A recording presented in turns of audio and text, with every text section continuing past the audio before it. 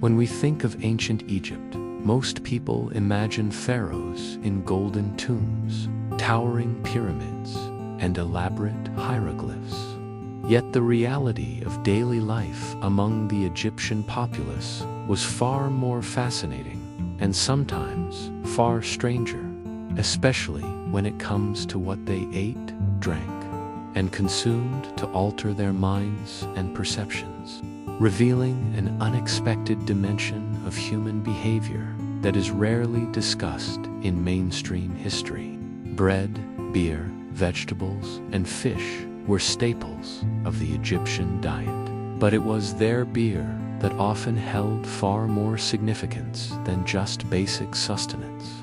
Brewed in homes and temples, imbibed in daily life during festivals, and even used in religious rituals, with recipes that could produce intoxicating effects far beyond our modern notions of alcohol, sometimes reaching levels that would leave the drinker lightheaded, euphoric, or deeply relaxed, making communal drinking both a social and spiritual experience, and a vehicle for altered states of consciousness that linked everyday life with ritual and the divine. Beyond beer, Egyptians experimented with a variety of herbs, plants, and naturally fermented substances, some of which were psychoactive and potentially hallucinogenic, ranging from the resin of blue lotus, which could produce sensations of bliss,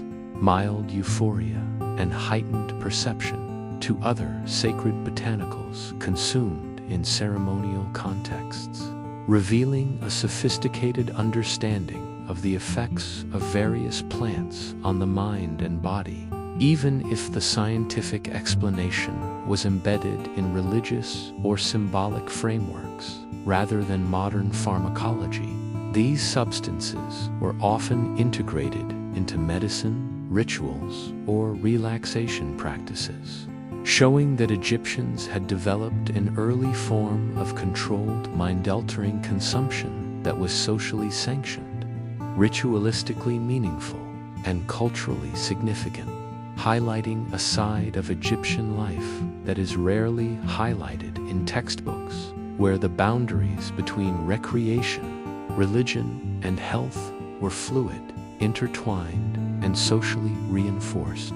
Archaeological evidence supports the use of psychoactive plants, whether in tombs, temples, or depictions on temple walls, where priests, healers, and common folk are shown engaged in practices involving smoke, incense, or infused drinks, suggesting that altered states were both a private indulgence and a public ritual, a way to commune with deities, access spiritual insight, or simply escape the harsh realities of labor-intensive life along the Nile. The combination of high temperatures, relentless sun, and demanding agricultural work may have also contributed to the cultural embrace of substances that relaxed the body, stimulated the mind, or provided temporary relief from physical and psychological strain, revealing a pragmatic as well as spiritual dimension to the use of these substances. These practices were not limited to urban centers or the elite. Even farmers, laborers, and craftsmen had access to beer and local plants that could shift perception, enhance mood, or produce subtle psychoactive effects, suggesting that the use of mind-altering substances was democratized to an unusual degree for an ancient civilization, embedded in the routines of work, festival, and religious observance, while simultaneously reinforcing social cohesion, shared identity, and collective ritual. Communal drinking, the sharing of psychoactive brews, and participation in temple ceremonies created a shared experiential framework in which the physical, mental and spiritual effects of these substances could reinforce belief systems, hierarchical authority, and the sense of cosmic order that pervaded Egyptian culture. The interplay between these substances and religion is particularly striking, as deities associated with fertility, creation, the afterlife, and the sun were often invoked in rituals involving intoxicating drinks, smoke, or herbal ingestion, blurring the lines between hedonistic pleasure, spiritual experience, and communal obligation, creating a culture in which the experience of altered consciousness was normalized, ritualized, and morally sanctioned, while still providing genuine psychological and physiological effects. The ancient Egyptians were not simply indulging in escapism, but were integrating mind-altering experiences into a structured worldview that linked the body, mind, and cosmos in ways that are both sophisticated and surprisingly relatable to modern practices of meditation, controlled intoxication, and ritualized experience.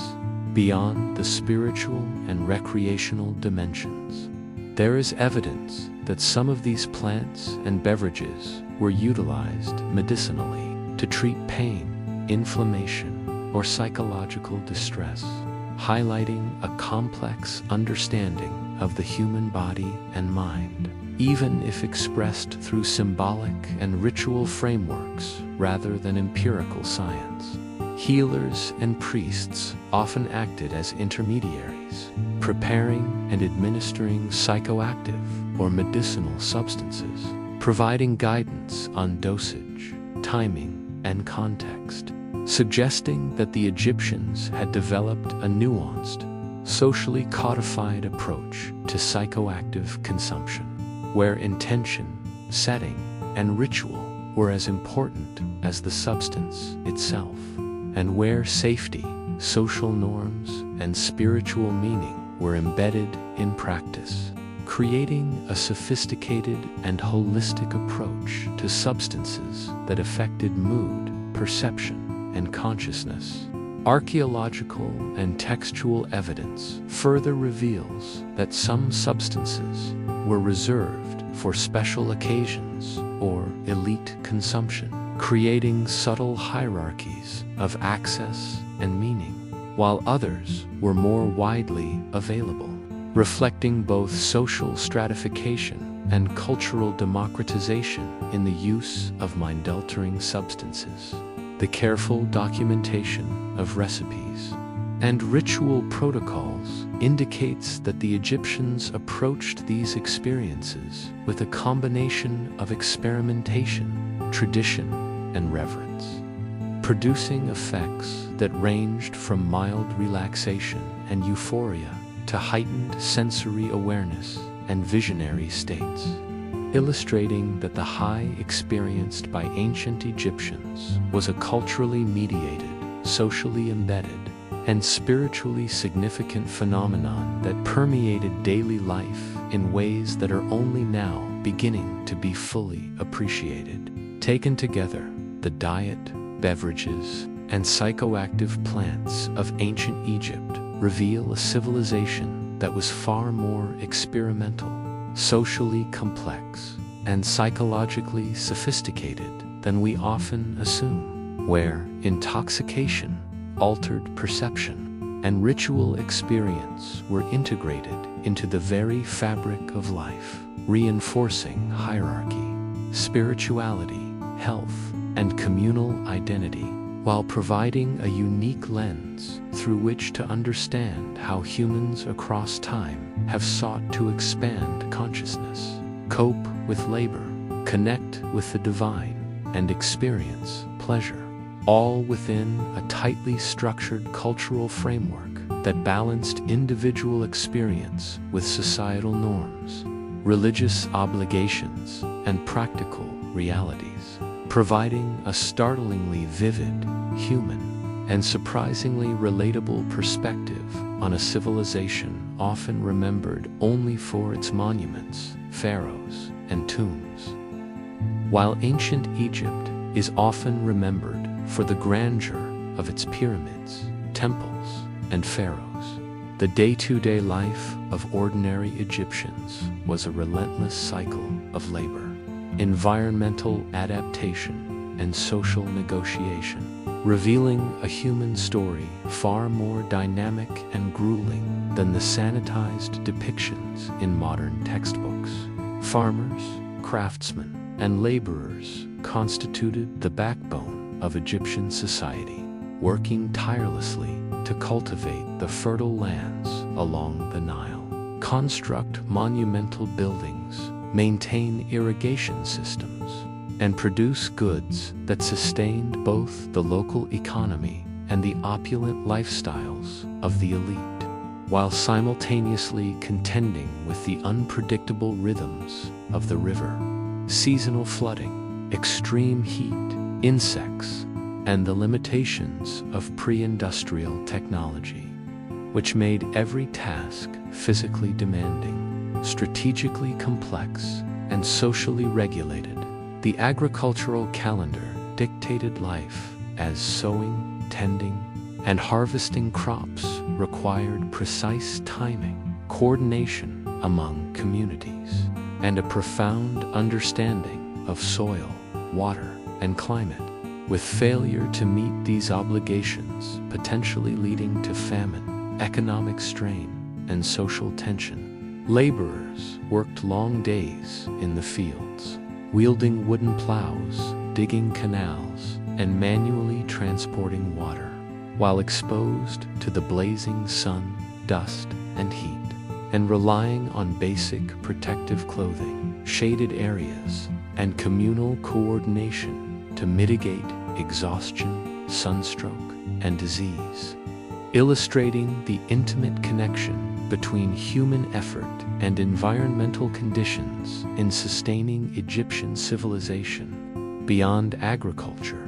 skilled artisans, stonemasons, carpenters, and metal workers were central to the creation of Egypt's iconic monuments, crafting elaborate statues, reliefs, and tombs with painstaking precision and near-constant physical effort, often under strict supervision, hierarchical control, and time-sensitive demands imposed by pharaohs, temple authorities, or state projects, reflecting a system in which labor was both a duty and a form of devotion, and where technical skill, endurance, and social compliance were essential for survival. Professional recognition and participation in the broader religious and economic framework, laborers and artisans alike faced the ever-present challenge of maintaining health and strength, balancing nutrition, hydration, and rest with the physical demands of their work, while coping with repetitive strain, injuries, infections, and the psychological pressures of hierarchy, expectation, and social monitoring. Community support, family involvement, and social rituals were critical in sustaining resilience, as workers relied on shared knowledge, collective labor, and cultural reinforcement to navigate exhaustion, maintain morale, and ensure productivity, highlighting the deeply socialized nature of labor in Egyptian society. Seasonal festivals, religious observances, and rituals were interwoven with labor, offering periodic relief, spiritual meaning, and social cohesion, while also reinforcing hierarchies, obligations, and moral frameworks.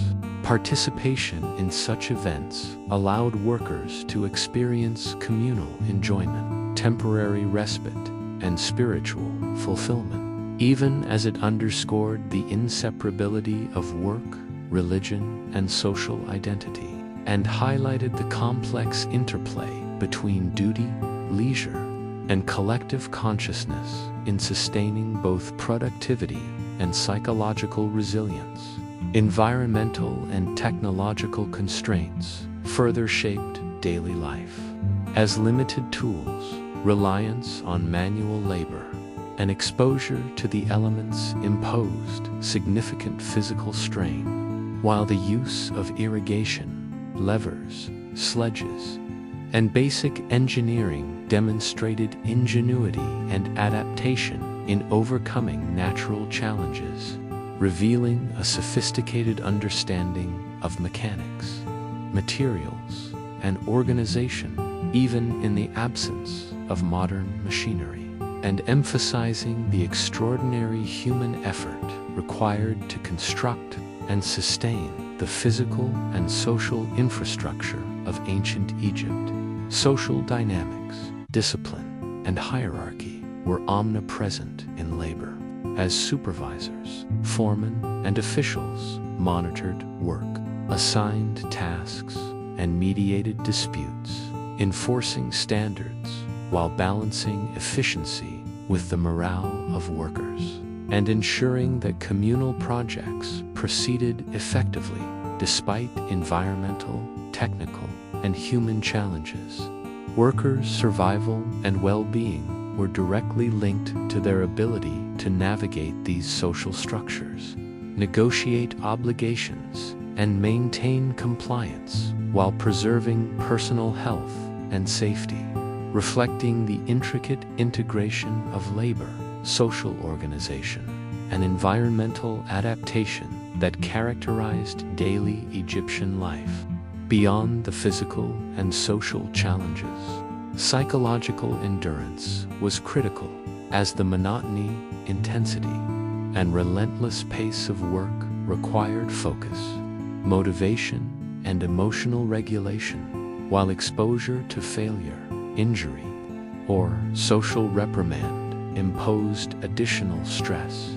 Strategies for coping included social cooperation, humor, ritual, religious reflection, and the shared consumption of food, drink, and occasional mind-altering substances, which reinforced bonds, alleviated stress, and allowed workers to continue functioning despite cumulative strain. Taken together, the labor and daily life of ordinary Egyptians illustrate a civilization that relied as much on the resilience, skill, and cooperation of its population as on its monumental architecture, religious authority, or centralized administration, revealing a deeply human story of effort, adaptation, and endurance in which each individual's contributions were vital to the functioning, prosperity, and cultural identity of ancient Egypt,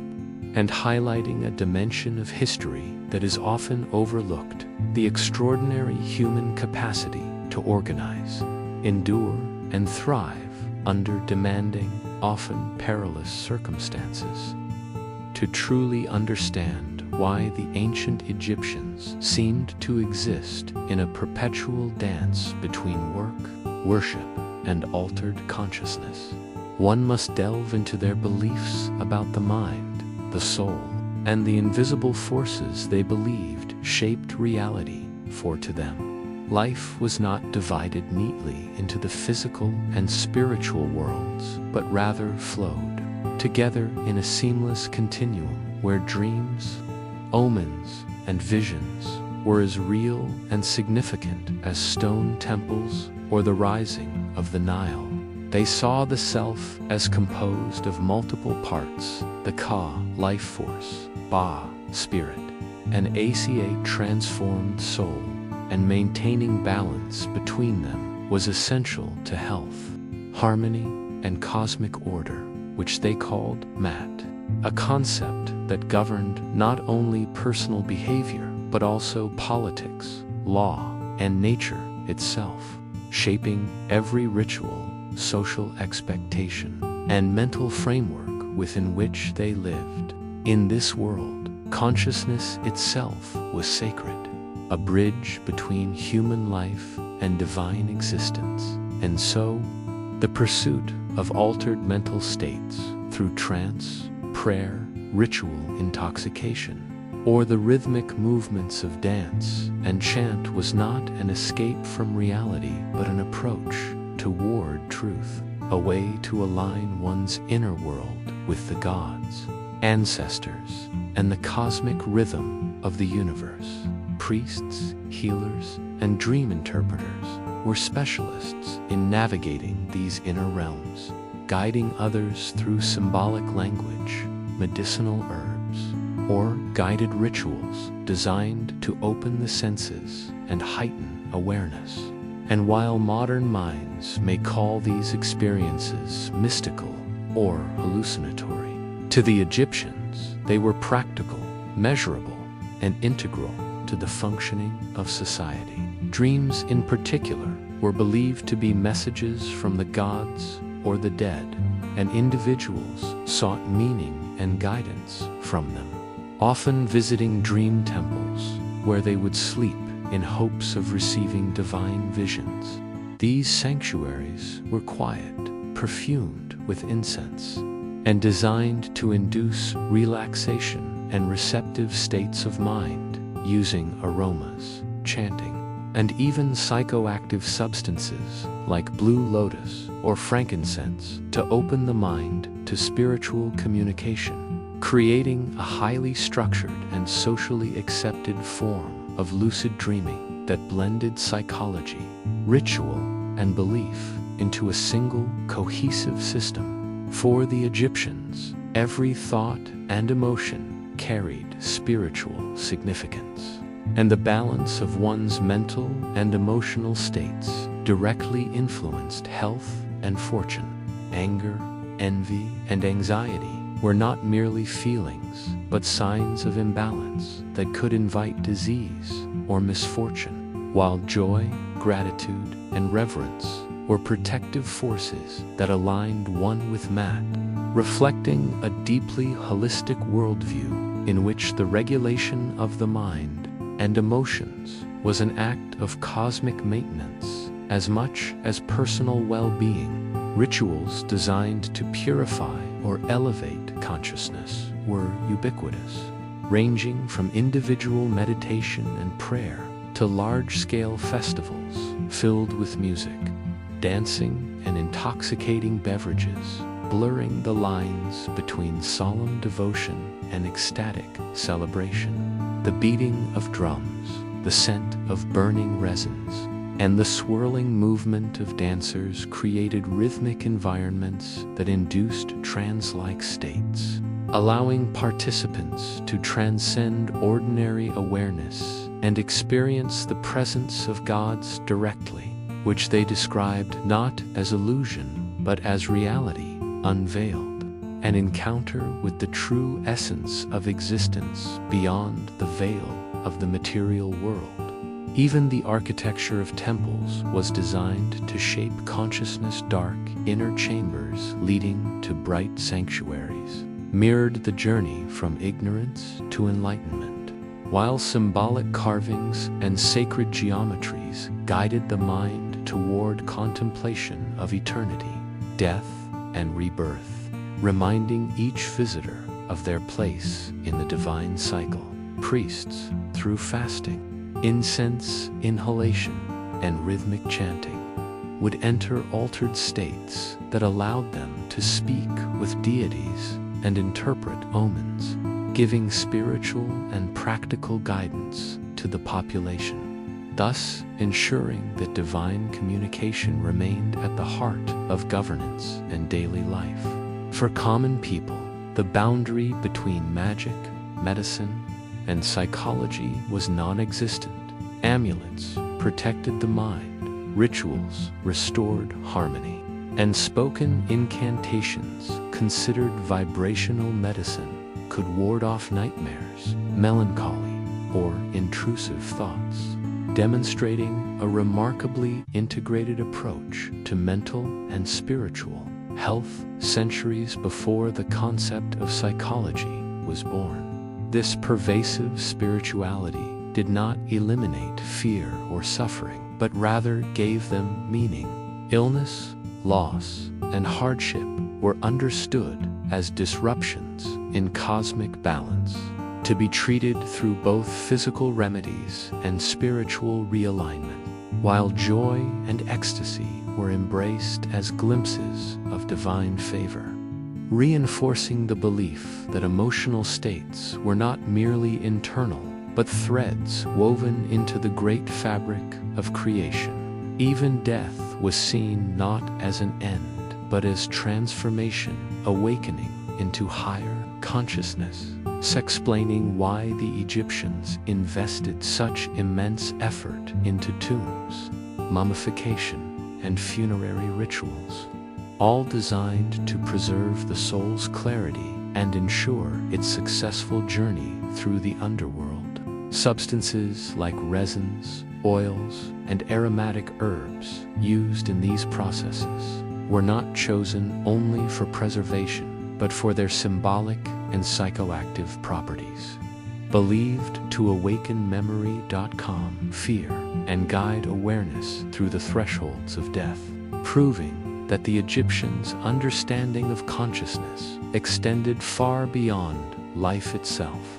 Taken together, their beliefs about the mind reveal a civilization that placed extraordinary importance on mental states, treating consciousness as sacred, emotion as divine communication, and altered perception as a bridge to the eternal, creating a culture where psychology, spirituality, and daily existence were intertwined so seamlessly that to live as an Egyptian was to inhabit a constant state of negotiation between the physical and the spiritual, the ordinary and the transcendent, the waking and the dream. A worldview that challenges modern assumptions about ancient simplicity and reminds us that thousands of years ago, humanity was already exploring the boundaries of the mind in ways both profound and deeply human. Long before the birth of modern science,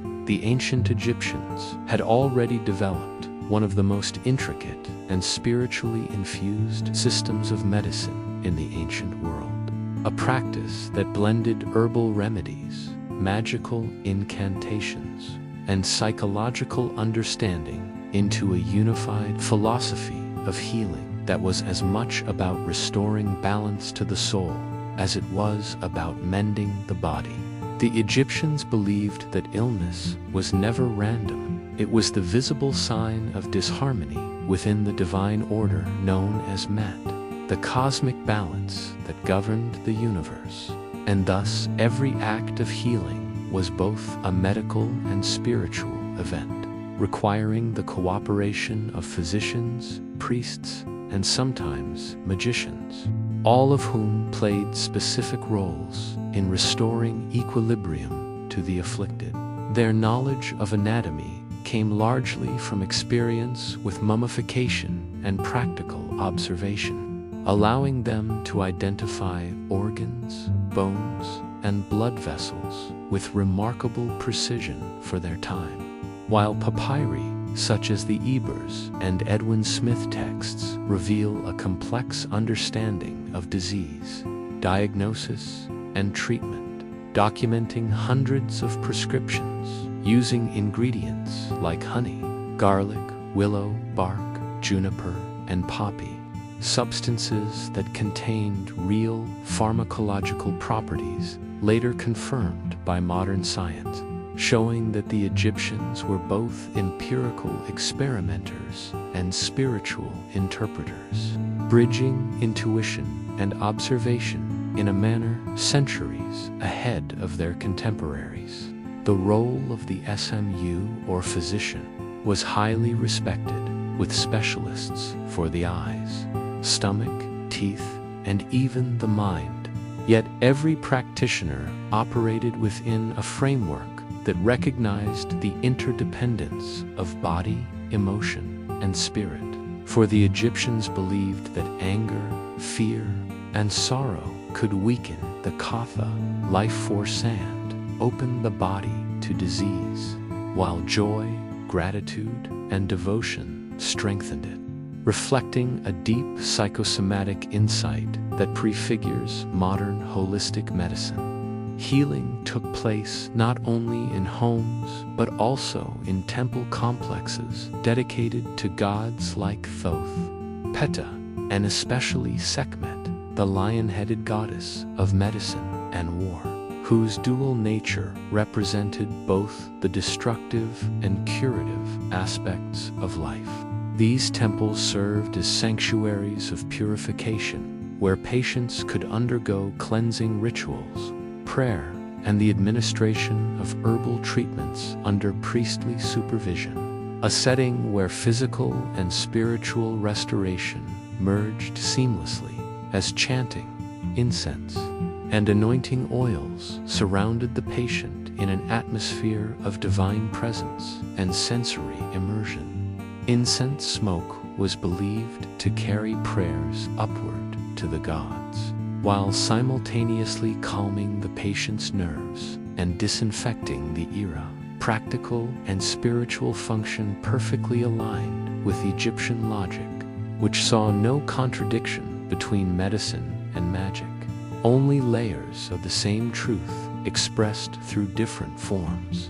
Among the many substances used, blue lotus, mandrake, hemp, and poppy stood out, not only for their medicinal properties, but also for their psychoactive potential, inducing states of calm, pain relief, and dreamlike visions that were interpreted as divine communication or spiritual cleansing, allowing patients to experience both physical relief and psychological transformation.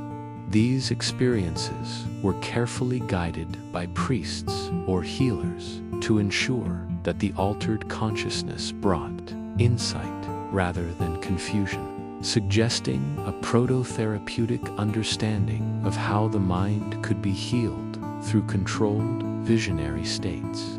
The rituals accompanying these treatments were as important as the medicines themselves.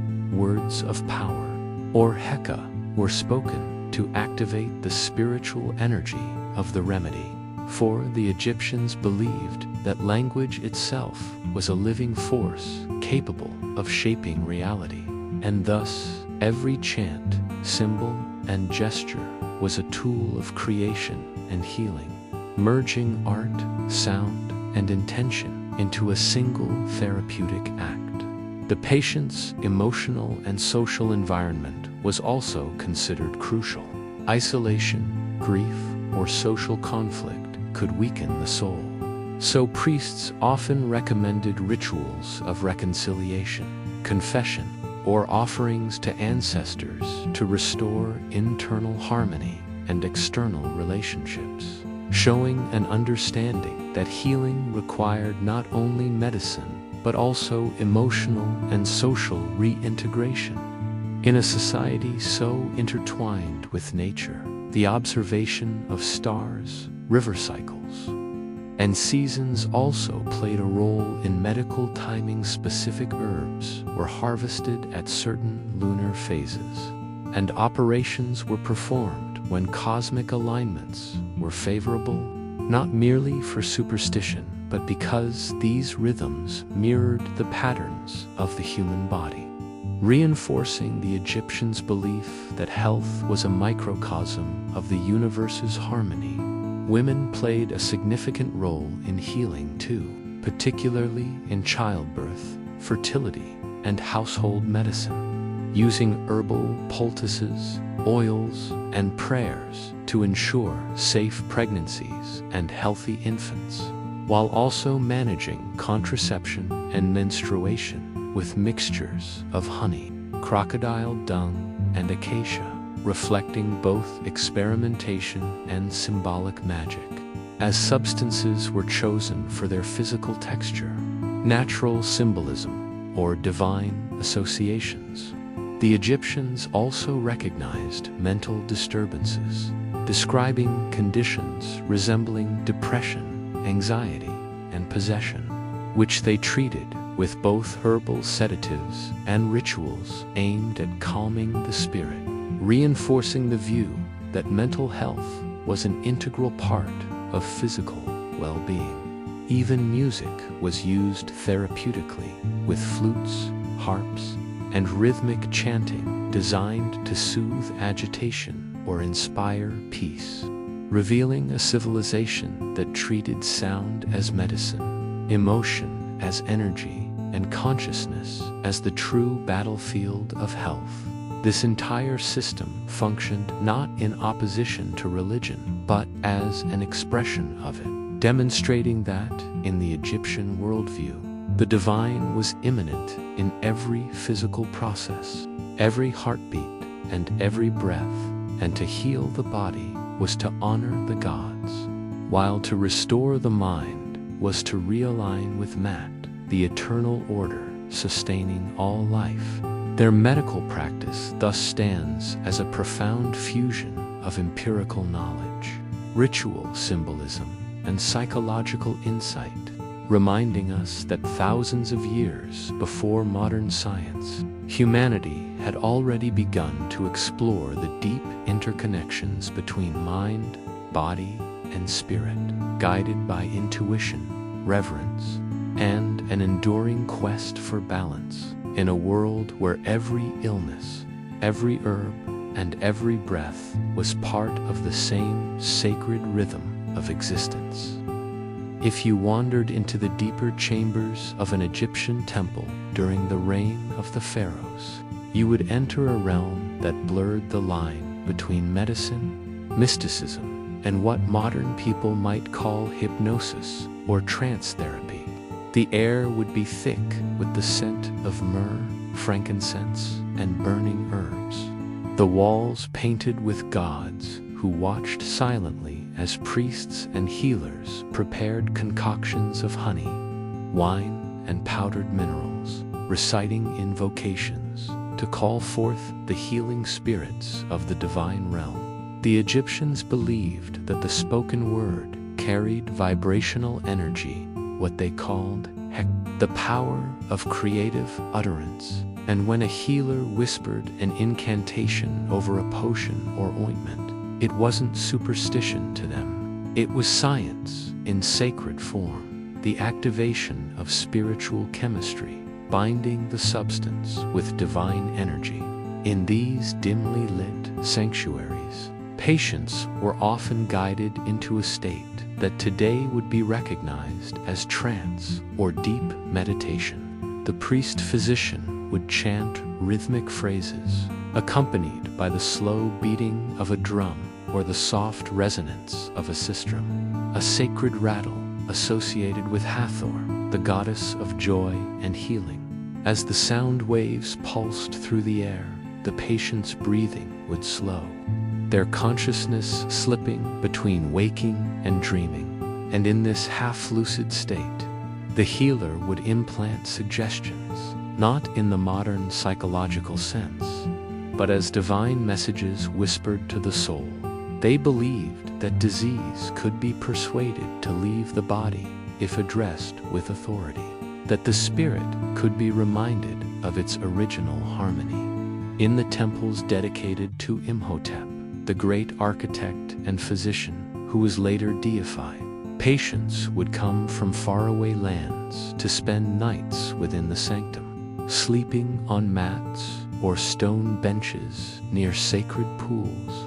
These rituals of incubation were a form of dream therapy, in which the patient, through purification, fasting, and prayer, hoped to receive a divine vision that revealed the cause and cure of their ailment. The priests acted as interpreters of these dreams, reading symbols, animals, and celestial imagery as messages from the gods, a process that combines psychology, symbolism, and spiritual healing in a way astonishingly ahead of its time. Such sessions might involve the ingestion of potions made from blue lotus, opium, or mandrake plants known to induce euphoria, relaxation, and vivid dreams. The blue lotus, in particular, was revered not merely as a flower, but as a divine portal. Its intoxicating scent and mild psychoactive effects were thought to connect the soul to the world of the gods. When mixed with wine, it became the drink of both priests and pharaohs during ceremonies of renewal and celebration. Its gently euphoric properties smoothing the boundaries between reality and transcendence. To the Egyptians, intoxication was not sin, but sacred ecstasy, a temporary union with divine consciousness, a way to glimpse eternity within the mortal frame. The rituals also used rhythmic movement, breath control, and sensory deprivation, all elements that modern neuroscience associates with trance and altered states. In the pitch-dark silence of a temple chamber, the flicker of a single oil lamp could become hypnotic, the shadows dancing on the walls taking shape as deities or ancestors, the mind opening to suggestion and symbolic experience. These settings weren't accidental. The Egyptians engineered the sensory environment to amplify inner experience. The architecture, the scent, the sounds, and even the geometry of the temple corridors were designed to mirror the structure of the cosmos, guiding the patient inward through symbolic layers of purification, revelation, and rebirth. The healer's role was to navigate the patient through this journey, often taking on the persona of a god like Thoth or Horus, speaking with authority as if divine wisdom itself flowed through his voice. The patient, in turn, would surrender not to a man, but to the cosmic order embodied in ritual. This relationship between healer and patient was one of reverence and surrender, an acknowledgement that true healing required the cooperation of both the human and the divine. Beyond the temples, domestic healers carried fragments of this sacred science into daily life. Amulets shaped like the eye of Horus were worn to protect against the evil eye, while charms inscribed with healing spells were placed under pillows or tied around the wrist to ward off nightmares or fevers. Mothers would recite lullabies that doubled as protective incantations, merging maternal affection with magical speech. The line between affection and spell, between prayer and medicine, was non-existent. Love itself was a healing force, and every act of care was sacred. The recipes in the Ebers Papyrus revealed this blend of rational and mystical thought. A toothache might be treated with crushed herbs, natron, and honey, but the healer would still invoke the name of a god to sanctify the cure. In modern terms, this might be seen as placebo effect. Yet in the Egyptian worldview, it was the unity of mind and matter in action. By believing in the god's presence, the patient activated their own spiritual and physiological recovery mechanisms. The Egyptians thus anticipated what today's doctors recognize as the psychosomatic dimension of health, the power of belief, expectation, and mental state in determining recovery. Their priests weren't just doctors or magicians. They were proto-psychologists, guiding individuals through catharsis, forgiveness, and inner reconciliation. They understood that the body's pain often mirrored the soul's unrest, that guilt, fear, or unresolved conflict could manifest as illness, and that confession, not to another person, but to the divine order, could be curative. Some temples even maintained written records of successful cures etched on stelae as testimonials for future generations. Reading these inscriptions, one can sense the gratitude and awe of patients who believed they had been touched by the gods themselves. For them, healing wasn't the elimination of symptoms, but the restoration of cosmic balance, a return to harmony between the seen and unseen worlds. This is why the priests of Sekhmet would always begin by appeasing the goddess's wrath. for she embodied both disease and cure, a reminder that within destruction lies the seed of renewal. The healing process thus mirrored the mythic cycle of death and rebirth. Osiris and Isis, illness and restoration, chaos and order. To be healed was to be reborn into alignment with Mat, the eternal equilibrium that sustained creation. In this sense, every Egyptian patient was also a participant in a cosmic drama, a living symbol of the universe's struggle for balance. The rituals, chants, and medicines all served as reminders that health was not merely the absence of pain, but the presence of divine harmony flowing through the self.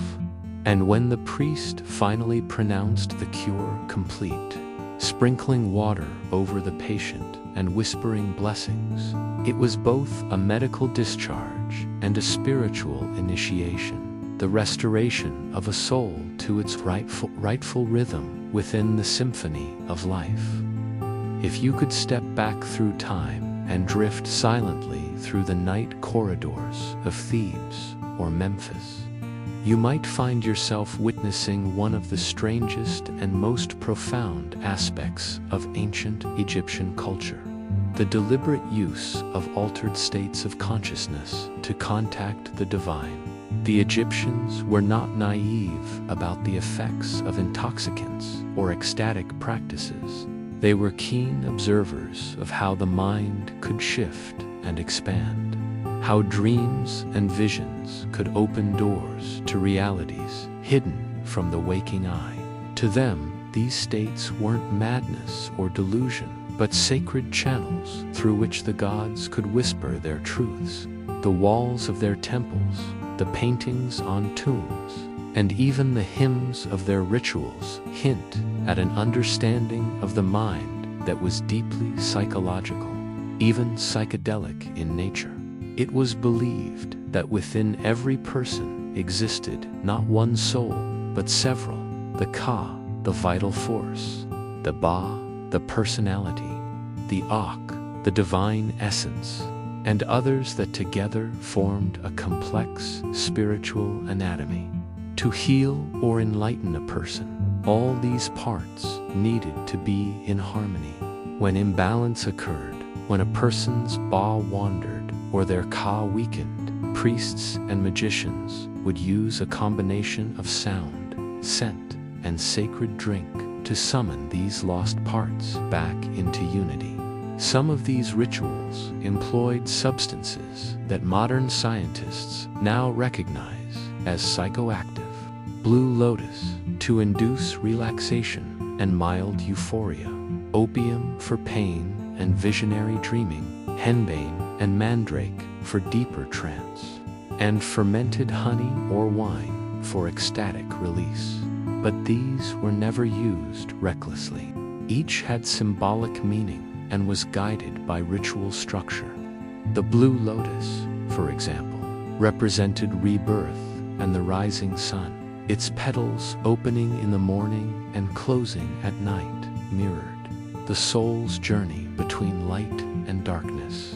When brewed into wine, it was not simply a drink, but an elixir of illumination, consumed in moderation during temple feasts or mystery rites that celebrated the cycles of life, death, and resurrection. Participants would dance, sing, and sometimes weep as the music carried them beyond rational thought, dissolving the boundaries of self, allowing them to experience union with the divine order that bound heaven and earth together. In these moments, one's identity as farmer, artisan, or scribe faded, replaced by the pure awareness of being part of something infinite. The Egyptians believed that to see the gods did not mean to look upon them physically, but to feel their presence within the heart, a kind of mystical realization achieved through ecstasy, devotion, and controlled intoxication. The goddess Hathor, often depicted holding a sistrum and wearing a solar disk between her horns, was both the patron of love and intoxication. Her festivals were joyous explosions of song and movement, where wine flowed freely and blue lotus garlands adorned every dancer. To outsiders, it might have looked like debauchery, but to Egyptians, it was divine catharsis, a sacred celebration that released emotional tension, restored communal harmony, and symbolically reenacted the joy of creation itself. Every note of the music, every scent of incense, was a prayer in motion. The priests of Hathor understood what modern psychologists would later discover, that laughter, dance, and altered states could heal trauma, break down emotional barriers, and allow repressed grief or fear to be released through collective experience. This emotional healing was just as important as the physical, for the Egyptians viewed the body and soul as two reflections of the same truth. When people danced until exhaustion or wept in trance, they were not losing control. They were rebalancing their energy, purging their pain, and reconnecting with the cosmic rhythm of Maat. In some temples, especially those associated with Osiris and Isis, initiates underwent secret ceremonies that simulated death and rebirth. After fasting, purification, and the consumption of special infusions, they were led into underground chambers where they lay in darkness, surrounded by chanting and the distant hum of drums. In this womb-like silence, their consciousness drifted between worlds, encountering visions of gods, ancestors, and symbolic trials. When they emerged hours later, trembling and awed, they were considered spiritually reborn, their souls renewed, their fears dissolved. This practice, echoed later in Greek mystery religions, represents one of the earliest recorded forms of spiritual psychotherapy, confronting death symbolically to overcome fear and find meaning. To the Egyptians, life was not about avoiding death, but mastering it, understanding that mortality was just one stage in the eternal cycle.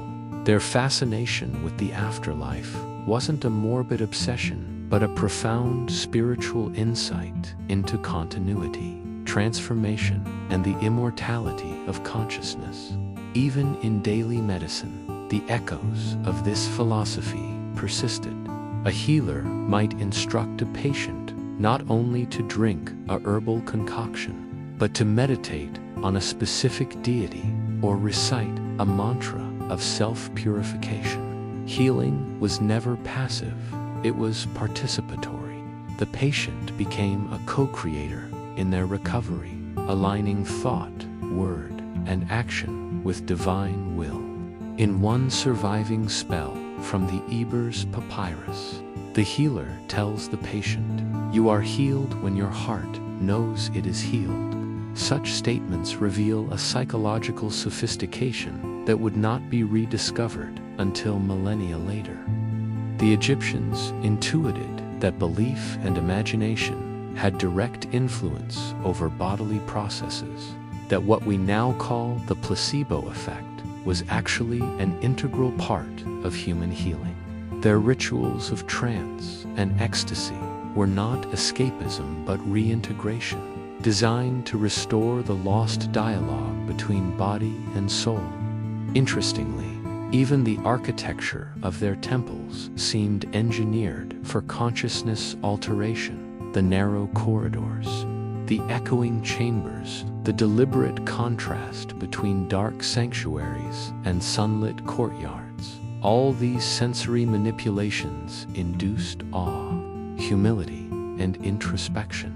The deeper you walked into the temple, the darker and more silent it became, forcing your mind inward. Then, at the holiest inner shrine, a shaft of sunlight would pierce the darkness, illuminating a statue of the god. It was both literal and symbolic enlightenment. the triumph of light over shadow, awareness over ignorance. The Egyptians understood that such experiences could trigger deep emotional and psychological shifts, the kind that healed the psyche on a level beyond intellect. To them, every human being was a temple of consciousness, and the journey through life mirrored the pilgrimage through these sacred halls, moving from ignorance to wisdom, from fear to peace, from fragmentation to unity. The use of sacred substances, the chanting, the architecture, all were technologies of the spirit, tools to harmonize human awareness with the divine blueprint of creation. To modern eyes, it might seem mystical or even fantastical, but if you strip away the mythic imagery, what remains is a remarkably coherent understanding of human psychology, the recognition that emotion, environment, belief, and biology are inseparable. The ancient Egyptians didn't just practice medicine, they practiced transformation. To them, health wasn't simply the absence of disease, but the state of being aligned with Maat, the cosmic balance that kept stars in motion and hearts at peace. When they inhaled the scent of blue lotus, they weren't just smelling a flower, they were breathing in the essence of the divine order. When they danced in honor of Hathor, they weren't just celebrating, they were renewing the world's joy. And when they lay down in temple darkness to meet their gods in dreams, they weren't escaping reality, they were awakening to its deeper truth that all life is sacred and all healing begins within. To understand the strange and sacred relationship the ancient Egyptians had with intoxication and ecstasy, one must first meet their gods, beings who were not distant figures of cold authority, but forces that pulsed within nature, within emotion, and even within the beating heart of humanity itself. To an Egyptian, the boundary between mortal and divine was porous. When you laughed, it was Hathor's joy moving through you. When you felt rage, it was the spark of Sekhmet's fury awakening within your blood. Pleasure, passion, and madness were not flaws of humanity, they were reflections of the divine spectrum of life. Among all these deities, none embodied this duality more vividly than Hathor and Sekhmet, two goddesses often described as opposite faces of the same power. Hathor, the goddess of love, beauty, music, and intoxication, was celebrated in grand festivals that filled the streets with song, dance, and the scent of spiced wine. Her symbol was the sistrum, a rattle whose shimmering sound was said to awaken joy and drive away sorrow.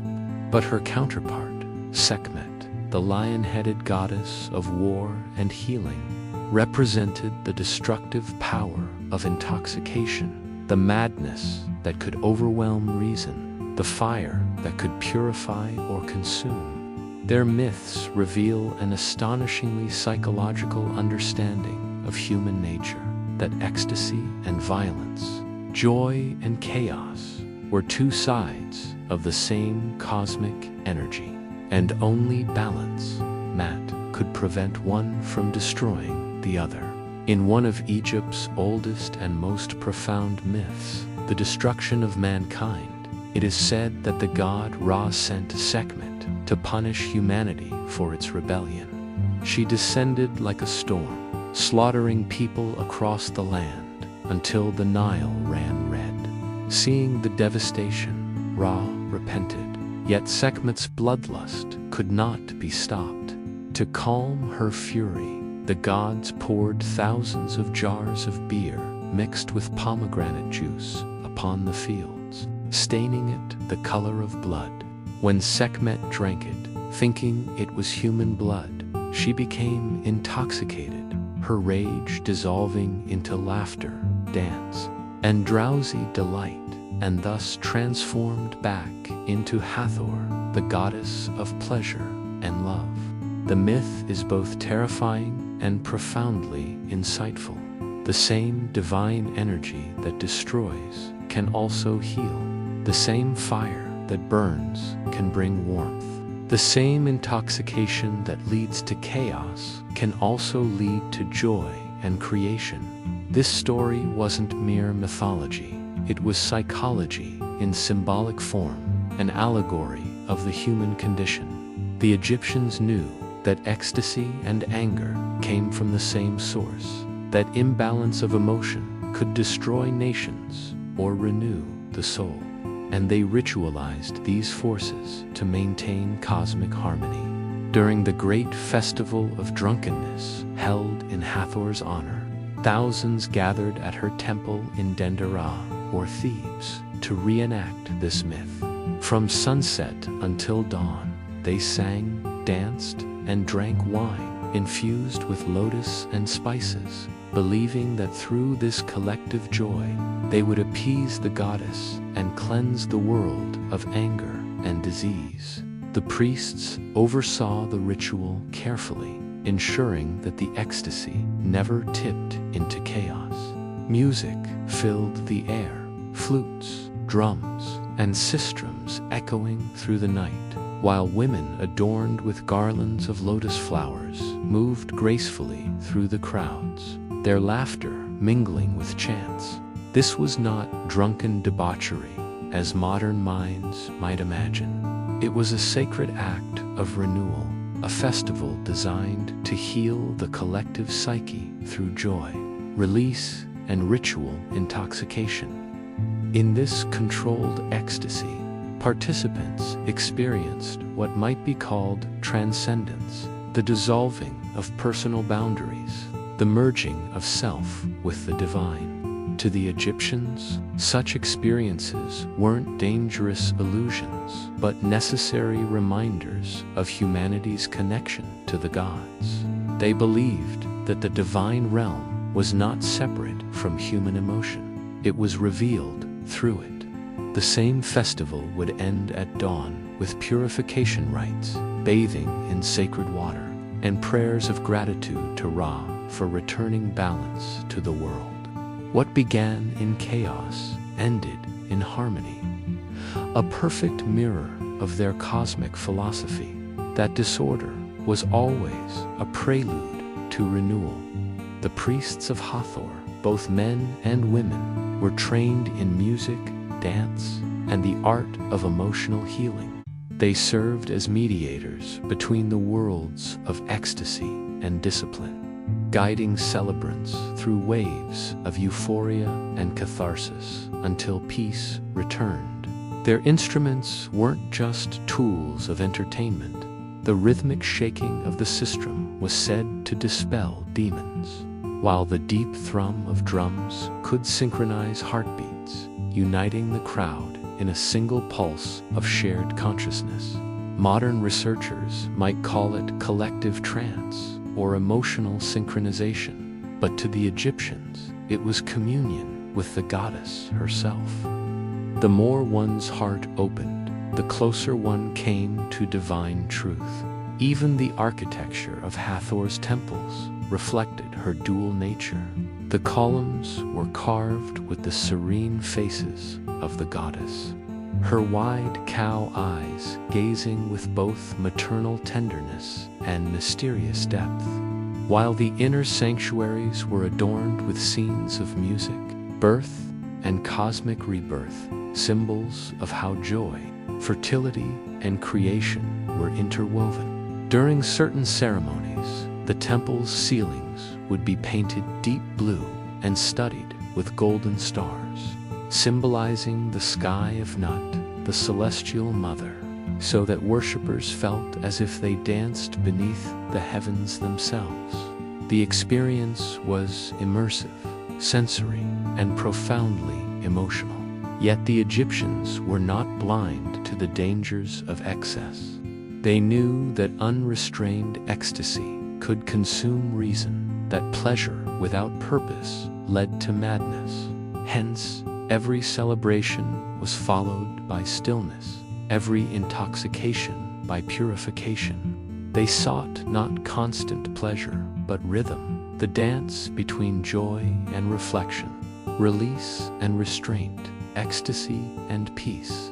Even in everyday life, this understanding of sacred balance shaped Egyptian behavior. Wine, for instance, was widely enjoyed, but always within ritual or communal context, never as solitary indulgence. It was poured as offering to the gods before being shared among friends and family, transforming simple drinking into a spiritual communion. The same applied to music and love. Both were divine gifts meant to honor creation, not to enslave the self. The priests taught that true intoxication was not of the body, but of the soul, the ecstasy that arises from recognizing one's unity with all existence. In this sense, even meditation, prayer, or deep emotion was a kind of sacred intoxication, a temporary transcendence of the ordinary. To the Egyptians, the divine was not found in denial of the senses, but in their purification, to feel deeply yet remain centered, to experience ecstasy without losing oneself to it. This ideal was embodied by Hathor herself, who smiled upon dancers and lovers, but demanded respect for the cycles of balance. Her worshippers were reminded that laughter could heal but also blind, that love could elevate or enslave, and that the key to immortality lay in mastering passion rather than suppressing it. This nuanced view of human emotion was centuries ahead of its time, a psychology expressed through myth.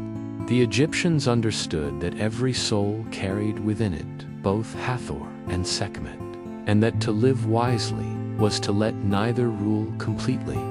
They recognized, too, that divine madness, the temporary breaking of boundaries, was sometimes necessary for renewal. Just as Ra's world was restored after Sekhmet's intoxication, so too could human beings find healing through surrender, laughter, or tears. Their festivals were thus not escapes from reality, but rehearsals for it. Opportunities to cleanse the spirit and rejoin the eternal dance of balance. When the dawn finally rose over Dendora, after a night of ecstatic celebration, the priests would open the temple gates, allowing the sunlight to pour across the weary, smiling faces of the crowd. The people, now silent and exhausted, would bow their heads in gratitude, feeling that something deep within them had been washed clean. The goddess's fury was tamed, the world reborn, and once again, the sacred harmony had been restored. When the ancient Egyptians celebrated, they did not merely throw parties. They reenacted the cosmic drama of life itself, fusing joy and reverence, ecstasy and order into ceremonies that blurred the line between religion and revelry. Among these were the famed festivals of drunkenness, sacred feasts held in honor of Hathor, Sekhmet, and occasionally Mut, goddesses whose powers encompassed both passion and destruction. These events, occurring once or twice a year, were among the most spectacular expressions of Egyptian spirituality, where thousands gathered beneath the desert stars to drink, dance, and forget their daily burdens, not as escape, but as sacred release. To understand them is to glimpse a world where intoxication was not sin but therapy, not chaos but renewal, and where the act of losing control was itself a ritual of cosmic restoration. The Egyptians saw the universe as a rhythmic pulse, order giving way to disorder, silence to song, drought to flood, death to rebirth, and these festivals mirrored that eternal rhythm. As the Nile swelled each year, carrying new life across the fields, the people responded with gratitude and exuberance, filling the air with the sound of drums and the perfume of freshly brewed beer mixed with lotus and pomegranate. The setting sun marked the beginning of the sacred frenzy. Priests in white linen led processions bearing statues of Hathor or Sekhmet, adorned with gold and turquoise, carried on shoulders through the temple gates. The crowd followed, their voices rising in chant, calling upon the goddess to bless the land and the hearts of her people. At the temple of Dendera, torches and oil lamps flickered across columns, carved with the smiling face of Hathor, her eyes wide and gentle, as if inviting mortals into her divine embrace. The night began with offerings, trays of bread, meat, figs, and jars of beer poured onto the altars, but soon transitioned into something more visceral. The high priest would pour the first libation, declaring, "May Hathor rejoice. May her heart be satisfied with laughter and song." And then, as if on cue, musicians struck up their instruments, harps, lutes, and sistrums, rattling in hypnotic rhythm. The air shimmered with movement. Women, considered the earthly embodiment of Hathor's joy, danced gracefully, their golden anklets chiming like wind bells. Men clapped and sang, while the elderly watched with indulgent smiles, remembering their own youth. The communal joy was contagious, but always framed within sacred order, for amid the ecstasy, the priests maintained the ritual structure, ensuring that chaos never consumed harmony. The Egyptians understood that laughter could be divine medicine, yet too much unrestrained indulgence could awaken Sekhmet's fury once again. Thus, every outburst of joy was balanced with a moment of reverent silence, every cup of wine with a prayer. As the night deepened, the festival's meaning unfolded in layers. To the uninitiated, it was simply a celebration of abundance and pleasure. But to those who listened closely to the chants and myths recited between songs, it was a reenactment of the moment when humanity was spared destruction by intoxication, when beer dyed red as blood, turned wrath into laughter. Every sip of that sacred brew symbolized reconciliation between gods and humans, between chaos and order. Drinking was not indulgence, but participation in divine forgiveness. The beer itself, thick and sweet, was considered the blood of Hathor, a sacred elixir of joy. The participants drank not to forget, but to remember that even destruction can give birth to mercy, that even wrath can yield to love.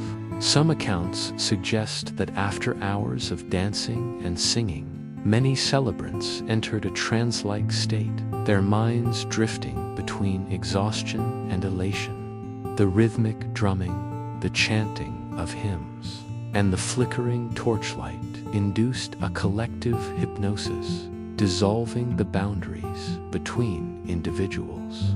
In that liminal state, the crowd became one body, one heartbeat, a living symbol of Mat, the cosmic balance restored through unity and shared emotion. It was as if the goddess herself danced among them, laughing in their laughter, breathing through their joy.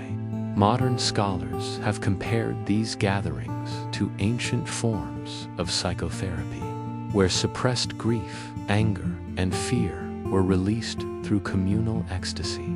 In a civilization as structured and disciplined as Egypt, such rituals offered safe spaces for emotional catharsis, allowing the populace to unburden themselves without violating social harmony. The priests, far from condemning these excesses, orchestrated them with precision, knowing that spiritual health required periodic renewal. After all, the gods themselves were not static, even raw. The The sun god renewed his strength each night by traveling through the underworld's darkness before rising again. The festival of drunkenness was humanity's mirror of that cosmic cycle, the descent into chaos followed by rebirth into light. As dawn approached, the mood shifted. The once boisterous crowd quieted as the sky paled. Some wept softly, others knelt in prayer, overwhelmed by gratitude or exhaustion. The priests began purification rites, sprinkling water drawn from the Nile, symbolizing rebirth and cleansing. Hymns of calm reverence replaced the wild music. The goddess, appeased and joyous once more, was thanked for her mercy. The statues were carried back into the temple, their golden faces catching the first rays of sunlight. The people, still glowing from the night's passion, felt spiritually renewed, as if they had lived through the goddess's transformation themselves. Fury turned to love, chaos to order. To modern eyes, it may seem paradoxical that a culture so famed for discipline and logic found divinity in intoxication. Yet the Egyptians saw no contradiction. They believed that the universe itself was born from the primal waters of chaos, and that to touch that chaos in controlled doses was to remember the source of creation. Intoxication was not about losing oneself, but rediscovering the sacred essence hidden beneath the masks of daily life. Even the act of laughter carried spiritual weight. In Egyptian texts, it is said that the god Ptah created the world through speech and laughter, his joy vibrating the cosmos into being. To laugh, then, was to echo divine creation, to affirm life's sacred rhythm. In every giggle, every dance, every spilled cup of beer, the Egyptians saw the pulse of eternity. Their festivals weren't moral transgressions, they were acts of faith. And the day after, as the sun climbed high and the people returned to their fields, they carried within them the lingering warmth of that divine encounter. Their hangovers, if any, were not just physical but mystical, the echo of having touched something vast and luminous. Even in sobriety, they knew that Hathor's spirit lived on in the fragrance of lotus, in the shimmer of the river, in the laughter of children. The festival of drunkenness, though loud and wild, was never meaningless. It was a living testament to the Egyptians' genius for balance, the ability to honor both discipline and delight, both the intellect and the heart. They built pyramids to honor death and danced beneath the stars to celebrate life, seeing no contradiction between the two. To them, joy was sacred, sorrow was sacred, every heartbeat a prayer, and even the act of forgetting one's name for a night could be an offering to the gods who made the world out of laughter and love. Among all the sacred plants that colored the Egyptian world, none held a place as mysterious and revered as the blue lotus nymphaea, the flower of the sun, the emblem of rebirth, and the key to visions beyond the waking mind. To the casual eye, it was simply beautiful, its sapphire petals opening with the morning light and folding again at dusk, mirroring the eternal cycle of life, death, and renewal. But to the priests, mystics, and dreamers of ancient Egypt, it was much more than that. It was a living symbol of divine consciousness, a bridge between the mortal and the divine, a plant whose fragrance could calm the heart and whose essence could open the inner eye. Found growing along the edges of the Nile, the blue lotus appeared everywhere in temple carvings, tomb paintings, jewelry, and amulets. The gods themselves were depicted holding it: Nefertum, god of healing and beauty; was born from its petals. Ra emerged from it at the dawn of creation, and the souls of the dead were shown smelling it as they rose toward the afterlife.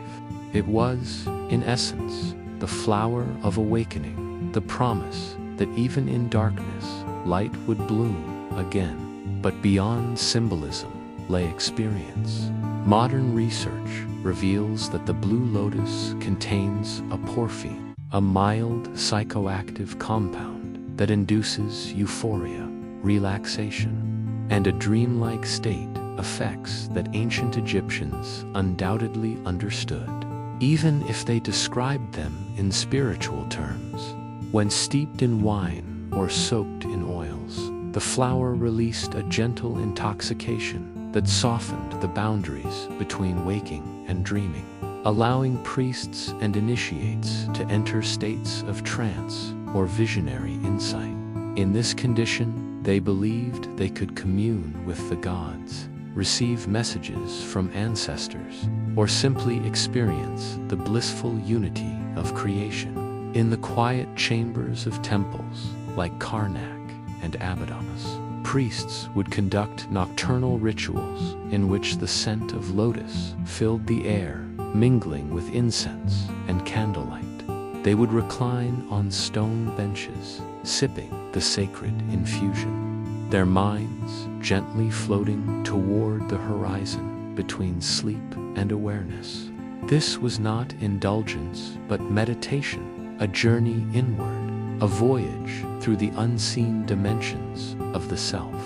The Egyptians saw the mind as a sacred landscape filled with gates, rivers, and stars, and the lotus was the key to navigate that terrain. It was said that the soul could unfold like the petals of the flower itself, opening to divine light. In funerary rites, lotus imagery was everywhere because it represented resurrection. The Book of the Dead contains a spell titled Transformation into a Lotus, in which the deceased declares, "I am the pure lotus that comes forth from the sun god.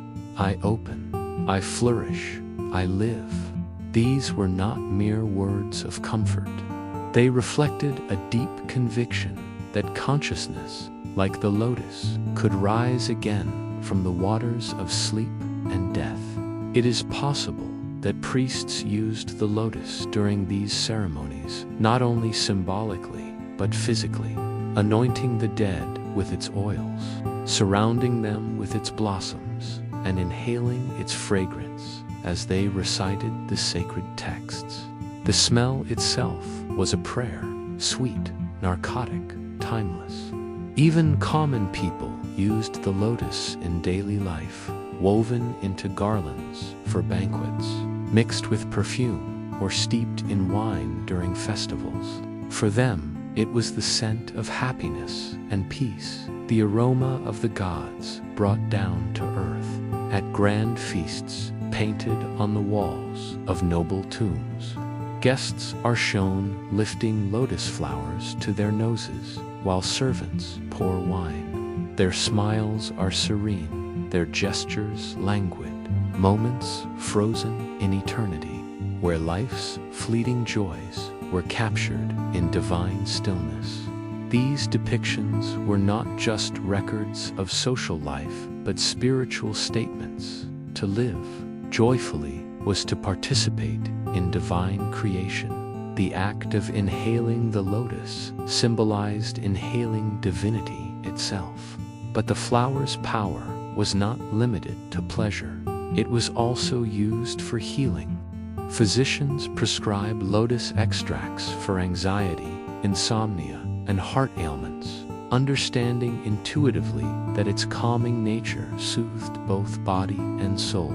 It was the ancient world's gentle remedy for a restless mind, a medicine that worked not by force, but by harmony. To them, health was the state of being in rhythm with nature and the lotus, with its perfect cycle of opening and closing, embodied that rhythm perfectly. Its use in sacred art was equally profound. The columns of temples were shaped like lotus stalks. Ceilings painted with blooming petals represented the sky unfolding. When the sun rose over the Nile, the people saw in it the same miracle performed by the flower each morning. The macrocosm and microcosm were one, the sun above and the lotus below, both symbols of eternal rebirth. And yet, for all its beauty, the lotus also carried mystery. It was linked with water, that shimmering, reflective element that both nourished and concealed. The Egyptians viewed water as the boundary between worlds, the Nile between life and death, the primordial flood between chaos and creation, and the pool within the temple between waking and dream. To gaze upon the reflection of a lotus floating there was to glimpse the duality of existence, body and soul, earth and heaven, mortality and eternity. The priests taught that true understanding came not through logic alone, but through experience, through feeling, intuition, and the subtle perception awakened in states of deep stillness or altered awareness. The lotus provided access to that. It was not a drug for escape, but a key for revelation. Those who used it in ritual settings did so with reverence, guided by hymns and controlled breathing, ensuring that their visions aligned with cosmic truth. In these trances, they reported visions of golden light, of the sun sailing across the sky on Ra's celestial bark, of gods whose laughter rippled through the stars. They described hearing music not played by human hands, harmonies that seemed to emerge from the heart of existence itself. Whether literal or metaphorical, these accounts remind us that the Egyptians saw consciousness as far more expansive than waking thought. They believed the gods spoke in symbols and dreams, and that to enter that realm was not madness but sacred communication. Even the structure of their temples reflected this philosophy. Passing from the bright outer courtyards into the dark inner sanctuaries symbolized the journey from the external world into the depths of the soul. The scent of lotus oil was ever present along this path, calming the mind, preparing it for the silence within. In that darkness, illuminated only by flickering lamps, the initiate would meditate before the image of the god, breathing slowly, letting go of identity until only awareness remained. Awareness that was said to merge with divine intelligence itself. When the ritual ended, the initiate would return to the world renewed, carrying with him the serenity and wisdom glimpsed in that inner light. Over time, this association between the lotus and spiritual awakening became so deeply ingrained that the flower's image continued for thousands of years, surviving even into the Greco-Roman period, when visitors to Egypt still marveled at the flower of forgetfulness and truth. Some compared it to their own sacred plants of Dionysus and the Orphic mysteries, recognizing in it a universal symbol, the idea that through beauty, fragrance, and surrender, one could transcend the limits of the human mind. The Egyptians, however, never separated beauty from wisdom, pleasure from holiness. For them, the senses were pathways to the divine. The sight of color, the taste of wine, the sound of music, all were threads leading back to the source. In that sense, the blue lotus was not just a flower. It was the universe in miniature, a map of the soul's journey from darkness into light. And perhaps that is why, even now, millennia later, we still find its image hauntingly familiar. It speaks to something timeless within us, the yearning for peace, for wonder, for the quiet joy that lies beyond thought. to imagine the priests of ancient Egypt lying beneath the starlit ceiling of a temple. Breathing in its fragrance is to feel a connection that transcends time. The same sky, the same human longing, the same search for meaning. They sought it in the petals of a flower. We seek it in our dreams, our art, our stories. The lotus teaches that awakening is not an escape from the world, but a deeper participation in it. It reminds us that, like its petals, consciousness too can unfold endlessly, revealing layer upon layer of light.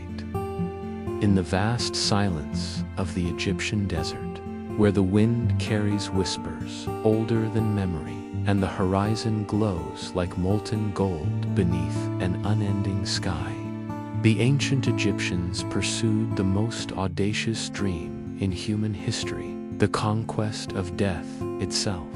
Every monument they built, every ritual they performed, every line of hieroglyph carved into stone was part of a single, unified mission to make the transient permanent, to give form to eternity.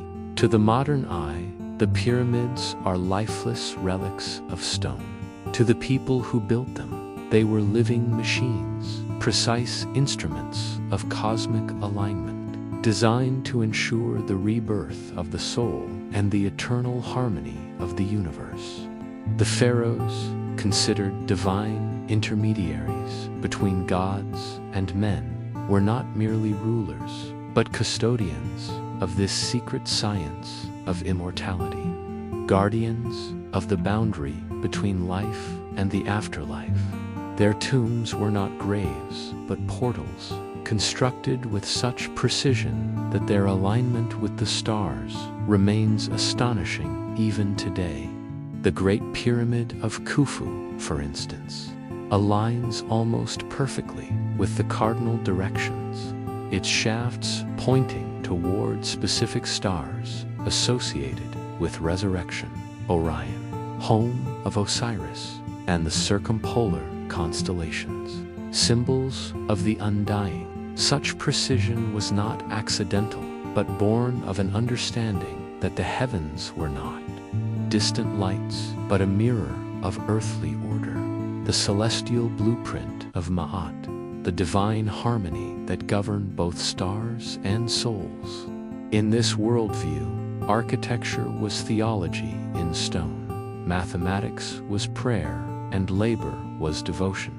Thousands of workers, not slaves as once believed, but skilled artisans, engineers, and farmers working during the Nile's flood season, toiled under the sun, driven by faith as much as duty.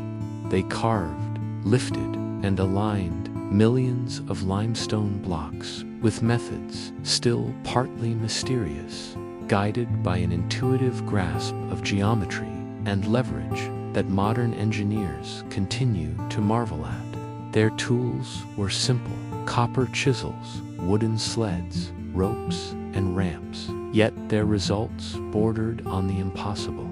And behind every calculation lay not merely human intellect, but divine inspiration. The Egyptians believed numbers themselves were sacred, that geometry reflected the very structure of creation. The square symbolized stability, the triangle ascent, and the circle eternity. The pyramid, uniting all three, was the ultimate form, a frozen prayer rising toward the sky. Each block, each angle, each chamber carried meaning. The inner corridors of the Great Pyramid were designed not only to protect the pharaoh's body, but to guide his ka, the vital essence, through the stages of transformation required to join the gods. To step into such a tomb was to walk through a cosmic map, descending into darkness before ascending into light, mirroring the sun's nightly voyage through the underworld. The walls whispered secrets in hieroglyphs, hymns to Ra, spells from the pyramid texts, formulas meant to awaken the sleeping god within the king. Death, for the Egyptians, was not an ending, but a complex journey requiring knowledge, purity, and precise ritual. Hence, the obsession with preservation. Mummification was not superstition, but science, a meticulous process perfected over millennia. Embalmers removed the organs, dried the body with natron, anointed it with oils and resins, and wrapped it in linen while reciting sacred incantations. Every step was symbolic. The removal of the brain through the nose represented the freeing of thought from matter. The heart, left intact, symbolized conscience and identity. The resins and oils served not only to preserve, but to sanctify mixtures of cedar, myrrh, and cinnamon. Their fragrance meant to repel decay and attract divine attention. The entire process was a fusion of chemistry, anatomy, and spirituality, a ritual technology aimed at bridging the physical and metaphysical. But even beyond the body, the Egyptians sought to preserve identity through memory. The Ren, the name, was thought to contain the essence of being, and so they inscribed it everywhere, on tomb walls, statues, amulets, ensuring that as long as it was spoken or seen, the soul would endure. The erasure of a name, therefore, was the most terrible of punishments, a second death that severed the spirit from eternity. This belief gave birth to their vast art of inscription and record, hieroglyphs flowing like rivers of time, each symbol carrying not just meaning but magical potency. Writing, in their eyes, was divine speech made visible, the same creative force Ptah used to form the world. Thus, every scribe was a magician, every scroll a spell. Their libraries, though few have survived, were repositories of sacred science, astronomy, medicine, geometry, and theology woven together into a single cosmic philosophy. To read such texts was to participate in the divine act of creation itself. In temples like Heliopolis and Memphis, priests studied the stars to predict floods, eclipses, and omens. Their observations were not merely practical, but metaphysical.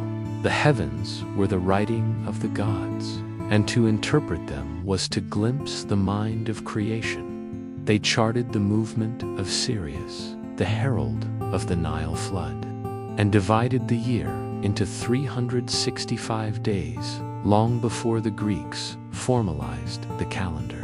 Time itself was sacred, measured by the eternal return of the sun and the cyclical rhythm of the seasons. To the Egyptians, time was not linear, but circular, an unending dance of renewal. Every sunrise was a resurrection, every harvest a miracle repeated. Yet, amid this cosmic serenity lay the unspoken truth that drove all their labor: fear of oblivion. For all their piety, the Egyptians were haunted by the fragility of life.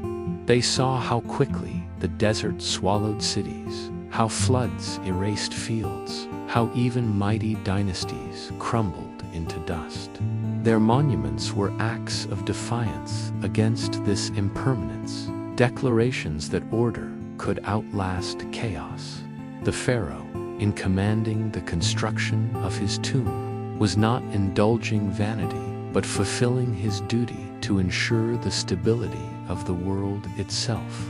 If his soul successfully joined the gods, the cycle of life would continue. The sun would rise, the Nile would flood. His death, properly managed, was an act of cosmic maintenance. The people understood this deeply, which is why they labored willingly under the desert sun. They were not building tombs, they were building eternity. Yet for all their reverence for death, the Egyptians were lovers of life. Their tomb paintings are filled with scenes of music, feasting, hunting, and laughter.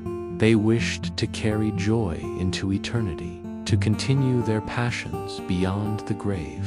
To them, heaven was not an abstract paradise, but a perfected Egypt, fertile fields under an eternal dawn. Friends reunited, and the heart forever light as a feather. This vision reveals their profound psychological wisdom. By reconciling death with beauty, they freed themselves from despair. Life and death were not enemies, but partners in the same divine rhythm. Every coffin, every carving, every pyramid stood as a meditation on that unity. In the end, the Egyptian genius was not only architectural or artistic, but existential, the ability to face mortality, not with fear, but with craftsmanship.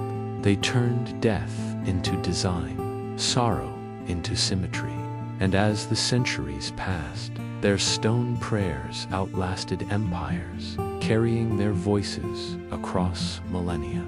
Even now, when we walk through the Valley of the Kings or gaze up at the pyramids under the same stars they once watched, we feel their presence, the silent conviction that life is larger than the body, that memory is a form of immortality. The Egyptians achieved what they sought. They became eternal, not just in the afterlife, but in ours. Their science of immortality fulfilled not only through mummification or monuments, but through remembrance.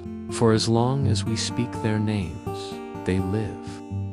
In the heart of ancient Egypt, beneath the golden glare of Ra's eternal sun, there existed a class of people who carried the weight of the gods' secrets on their shoulders: the scribes, priests, astronomers, and magicians who preserved the sacred knowledge that sustained the empire.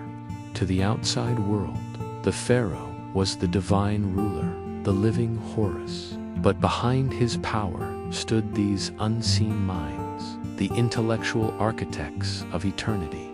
They were the custodians of wisdom, men who spent their lives in the quiet chambers of temples, hunched over papyrus scrolls, lit by flickering oil lamps, recording the laws of heaven and earth in the intricate curves of hieroglyphs. Knowledge, in their world, was not simply a tool, but a divine substance, a force that shaped reality itself. To write was to weave the threads of creation. To read was to commune with the gods. The Egyptians believed that when Thoth, the ibis-headed god of wisdom, first gave humanity the gift of writing, he had also given them the power to think like gods, to remember, to plan, to preserve, and to transform the invisible into the tangible. Every stroke of the scribe's reed pen was therefore an act of cosmic participation, a repetition of the first moment of creation when Peta spoke the world into existence. But such knowledge came with rules, for it was dangerous as much as divine. Only the pure of heart and trained of mind were permitted to access the deeper mysteries, the rituals, formulas, and astronomical charts that guided the temples and the state.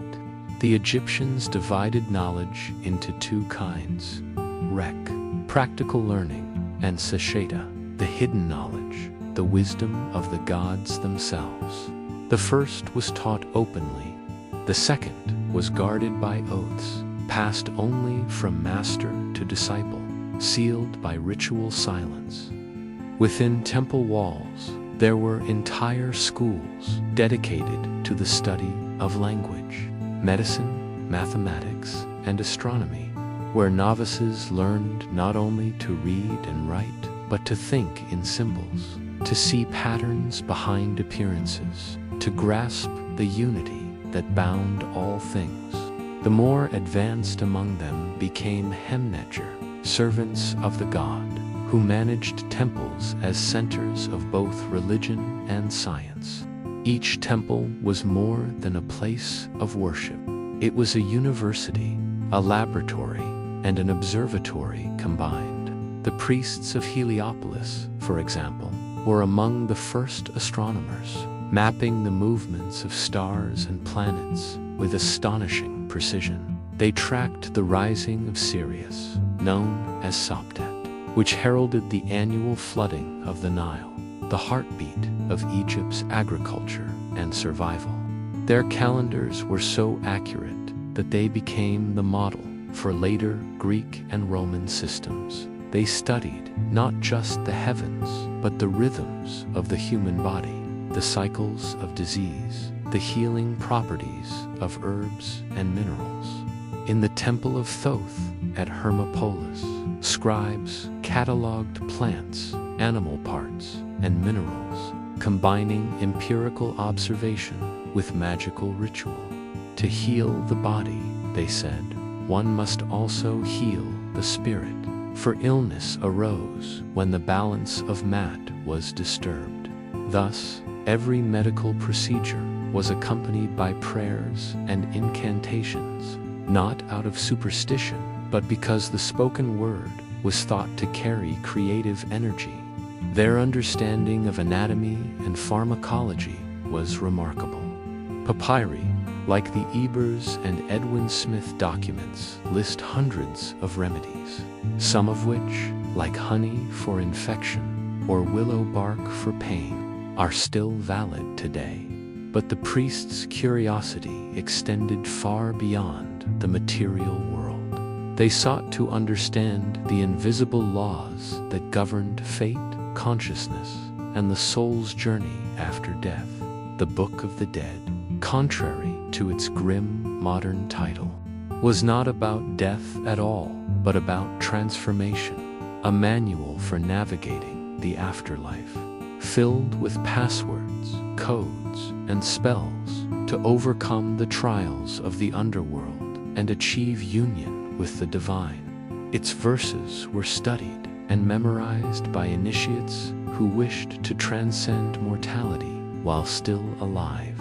These initiates believed that through study, meditation, and ritual purity, the human mind could awaken to divine awareness, a process symbolized by the opening of the third eye, the inner lotus of perception. The temples of Karnak, Dendora, and Edfu were built as spiritual engines to facilitate such awakenings.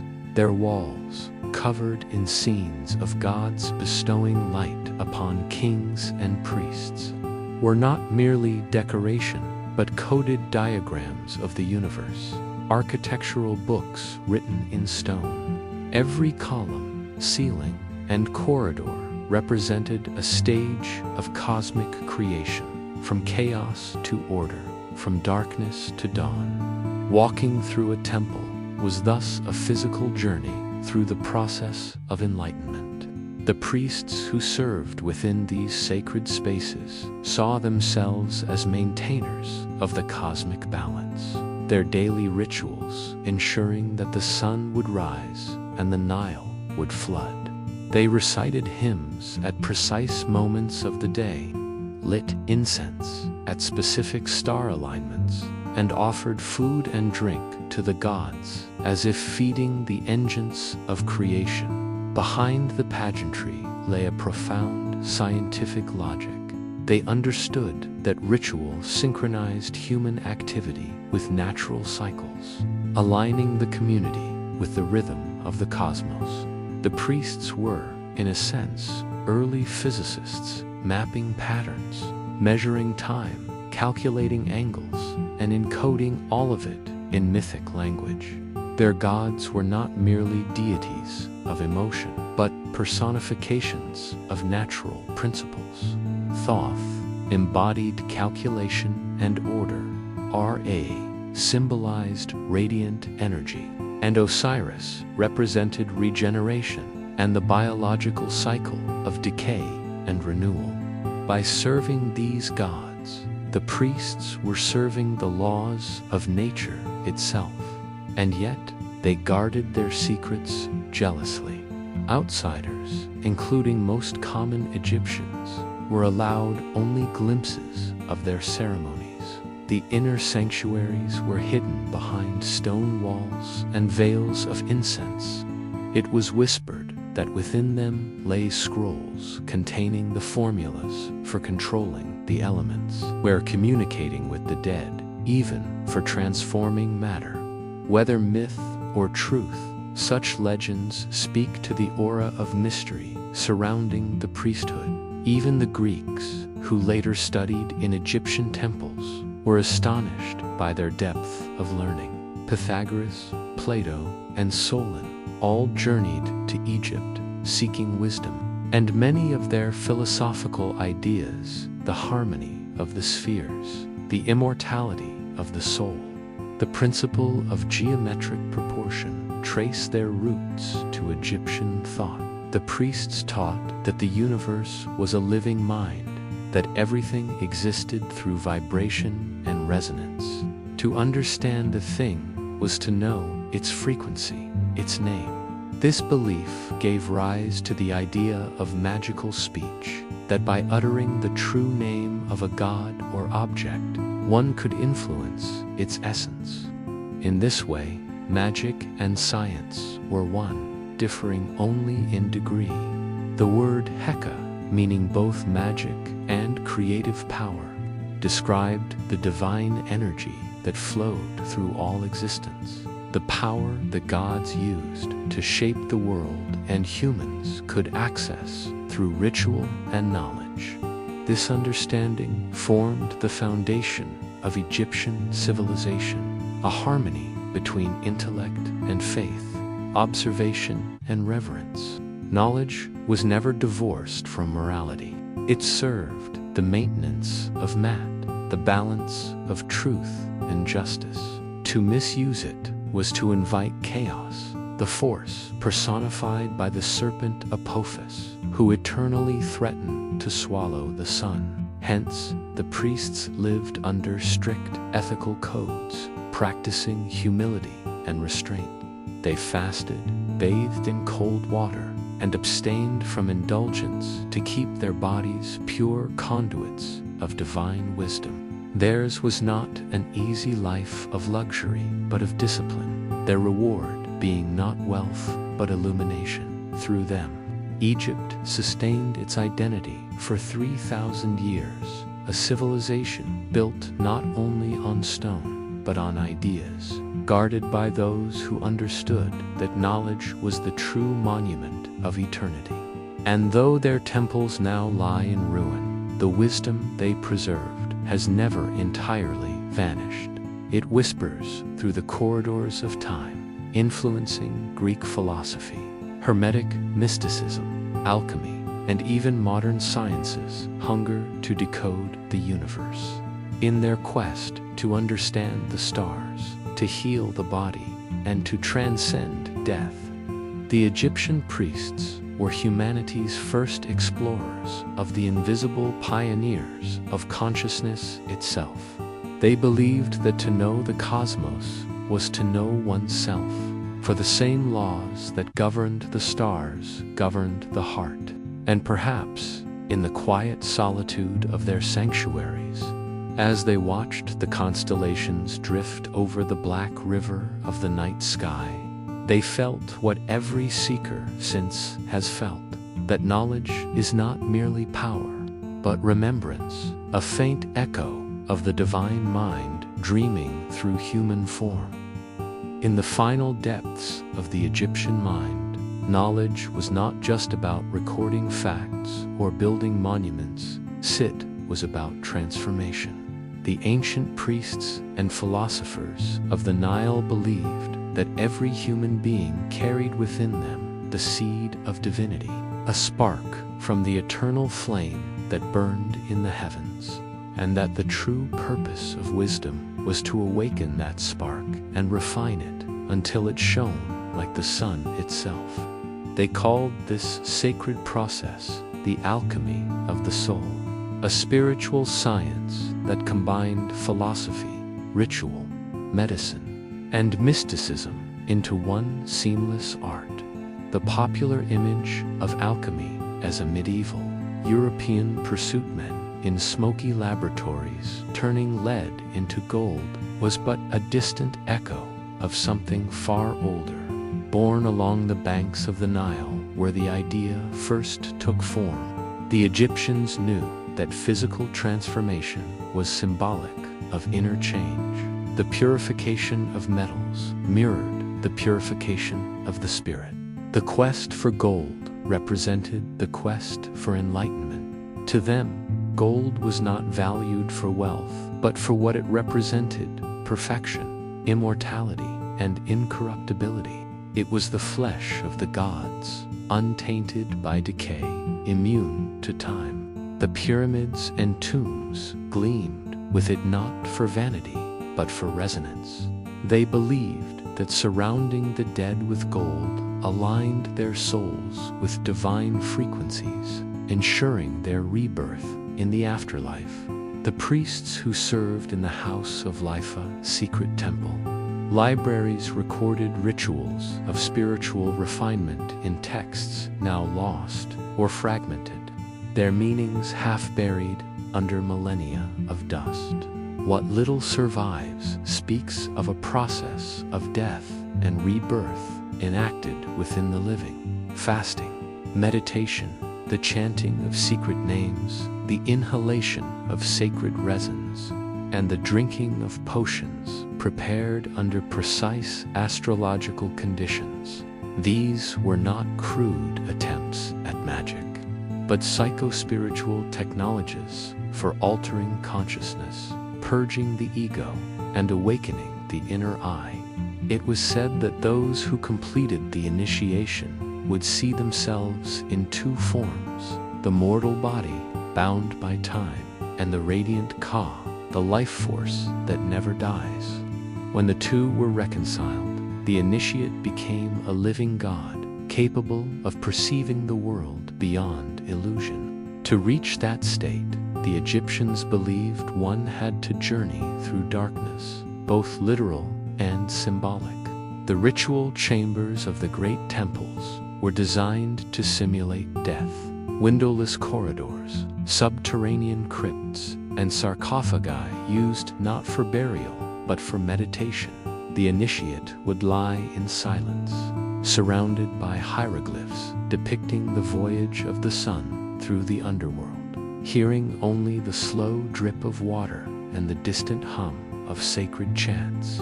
After hours, sometimes days of isolation, the priests would open the chamber and declare him reborn, his soul aligned with the eternal rhythm of Ra's cycle. In that symbolic death, he had left behind ignorance and fear, returning as one who knew. This philosophy of transformation was echoed in every aspect of Egyptian life, from their art and architecture to their medicine and astronomy. Even the act of mummification mirrored the cosmic process. The body was purified, anointed, and reassembled, just as the universe itself was formed from chaos into order.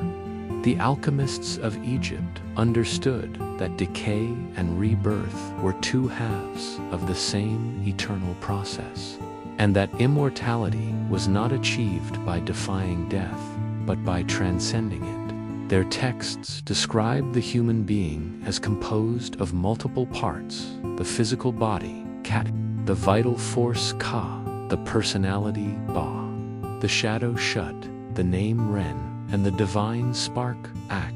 True wisdom meant harmonizing these elements, so that even when the body perished, the higher components would endure.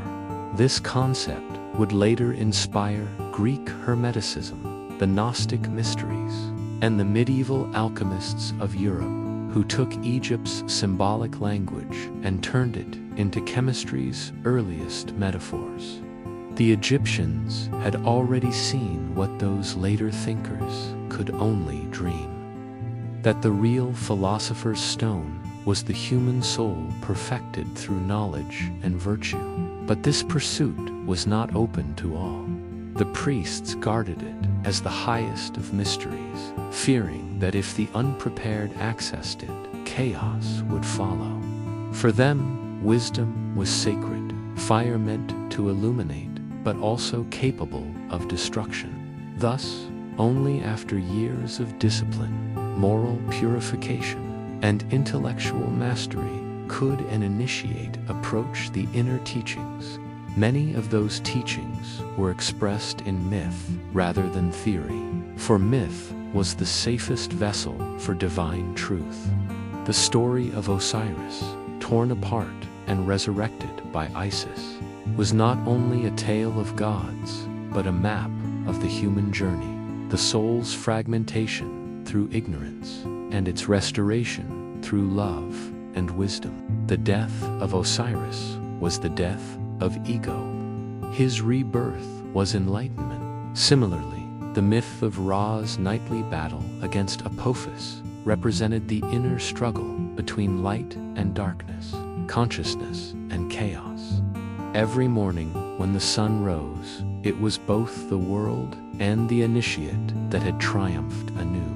These were not idle stories, they were cosmic equations, encoded with multiple levels of meaning. The Egyptians spoke in symbols because they believed the universe itself was symbolic, that everything in the material world reflected a higher truth.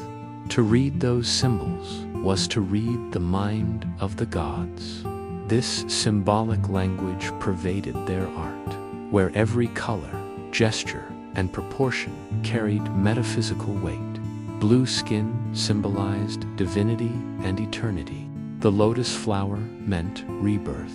The scarab beetle embodied the creative cycle of the sun. The temple of Dendora, with its famous zodiac ceiling, was a microcosm of the heavens, a reminder that what is above is like what is below, a principle later echoed in the Hermetic axiom, as above, so below. In these temples, knowledge was enacted, not merely taught. Rituals were performances of cosmic principles, and the participants became living symbols within a divine equation. When the high priest raised his hands to the rising sun, he was not just praying, he was participating in the maintenance of creation itself, renewing the cosmic order through sacred gesture and sound. The Egyptians called this Heka, the energy of divine utterance, which sustained the universe moment by moment. To master Heka was to speak the language of creation, to align one's words, thoughts, and actions with the rhythm of Mat, the law of harmony. This was the essence of their alchemy, transforming chaos into order within oneself, just as the gods had done in the beginning. Even the simplest daily rituals, washing, dressing, eating, were opportunities to reaffirm that harmony. Every act was sacred, for every act echoed the first act of creation. The Egyptians lived within a continuous dialogue between the mortal and the divine, the visible and the unseen. This deep integration of science, spirituality, and symbolism gave them a stability unmatched by later civilizations. They did not separate religion from reason, nor body from spirit, but saw all things as expressions of one living totality. Their wisdom, though ancient, feels strangely modern today, echoing in psychology, physics, and philosophy. Modern science searches for the unified field that connects matter and energy. The Egyptians had already intuited it, expressed in their doctrine of Heka and Mat. Where we seek to master nature, they sought to harmonize with it. Their approach was not conquest, but participation, not exploitation, but reverence. And perhaps that is why their monuments still stand, because they were built in alignment, not only with stone, but with the laws of the cosmos. The Great Pyramid at Giza is more than a tomb. It is a message written in geometry, a meditation in limestone on the proportions of heaven. Its builders understood mathematics not as abstraction, but as sacred art, a way of capturing eternity in form. They believed that through number and measure, one could approach the mind of God. Thus, the alchemy of the soul was mirrored by the alchemy of architecture, medicine, and art, seeking the same ultimate goal: transformation from mortality to divinity, from ignorance to knowledge, from darkness to light. In this pursuit, Egypt became a beacon that illuminated the path of civilization itself. Long after her temples fell silent, her wisdom flowed into the veins of the world, into Greek philosophy, Christian mysticism, Islamic science, and even modern esotericism. Each age rediscovered fragments of the eternal experiment begun beside the Nile, the experiment of consciousness seeking to know itself. For that is what the Egyptians ultimately understood, that the universe is the greatest temple and man its priest, that the soul is the crucible in which spirit refines matter, that every human life in its struggles and triumphs is an alchemical process, transforming the raw lead of experience into the gold of wisdom. And though millennia have passed since the last hymn to Ra echoed across the desert, the essence of that ancient quest remains. It lives in every question we ask about meaning, every spark of curiosity that drives us to understand who we are and why we exist.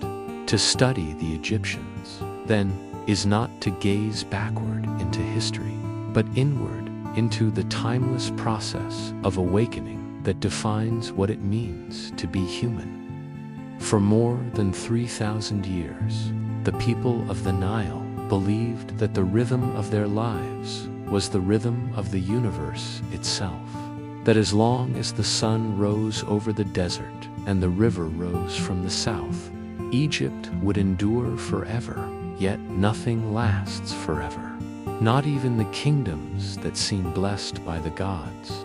The decline of Egypt began not with a single disaster, but with a slow fading of faith, a whisper of doubt creeping into temples that once pulsed with hymns, and by the time anyone noticed, the magic that had bound Pharaoh, people, and gods together had begun to unravel.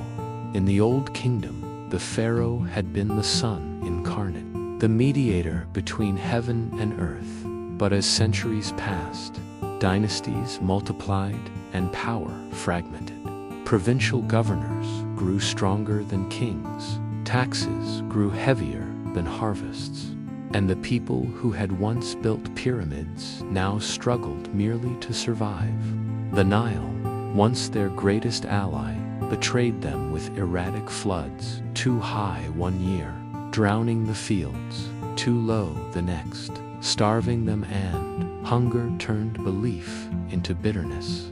When the Nile failed, the people asked what they had done to anger the gods.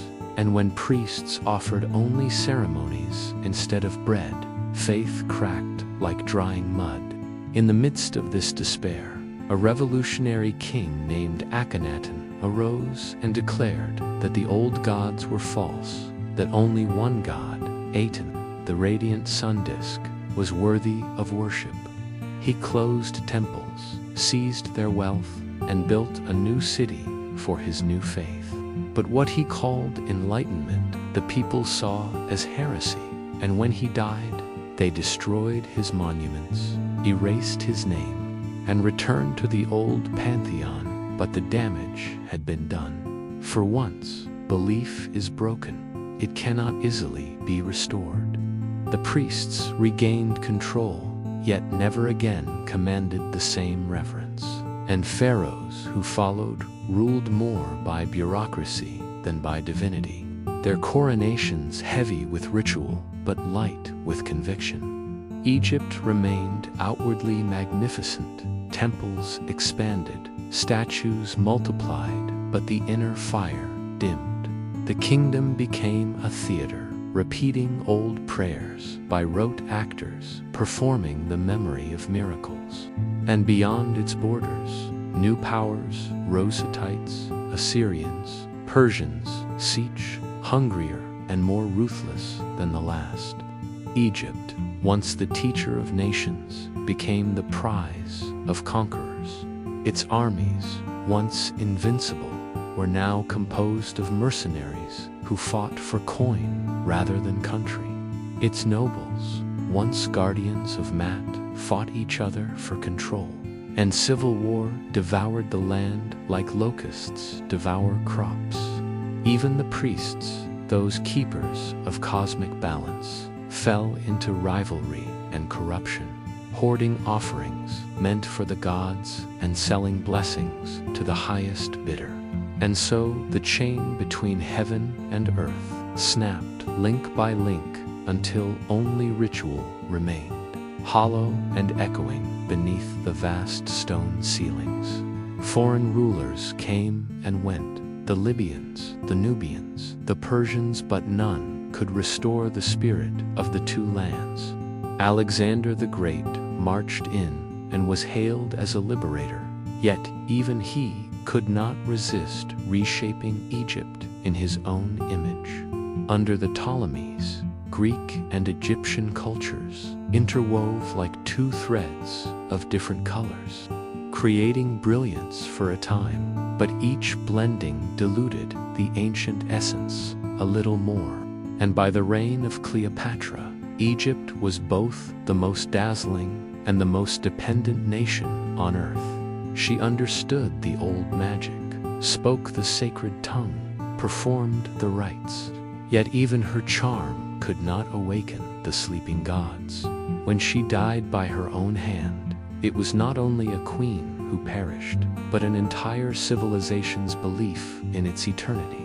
Rome absorbed Egypt like a shadow swallowing light. Its temples became tax offices. Its priests became scribes. Its gods were renamed or forgotten. Yet, even then, in the flicker of oil lamps inside half-ruined sanctuaries, a few faithful still chanted the ancient hymns, hoping that if they sang loud enough, the gods might answer once more. But silence pressed heavier than the desert night. Christianity arrived and declared the old gods demons, their images smashed, their temples converted or abandoned. Hieroglyphs, the sacred words that once gave life to statues, fell out of use, and soon no one could read the stories carved into the walls. Centuries turned into dust until even the memory of meaning disappeared. Egypt, the land that had invented the afterlife, had itself become a ghost wandering through history. Sand swallowed cities, and the desert reclaimed the monuments, as if nature were taking back what man had borrowed. Travelers in later ages marveled at the ruins and asked who had built them, inventing wild theories because the truth was lost beneath their feet. But perhaps the gods never left. They merely waited, patient as stone, for someone to remember how to listen. Thousands of years later, scholars armed with curiosity rather than crowns began to dig. And with each brushstroke on a buried statue, Egypt stirred. The Rosetta Stone gave back the lost language. Tombs opened to reveal colors still bright as sunrise. And suddenly, the silence of millennia broke.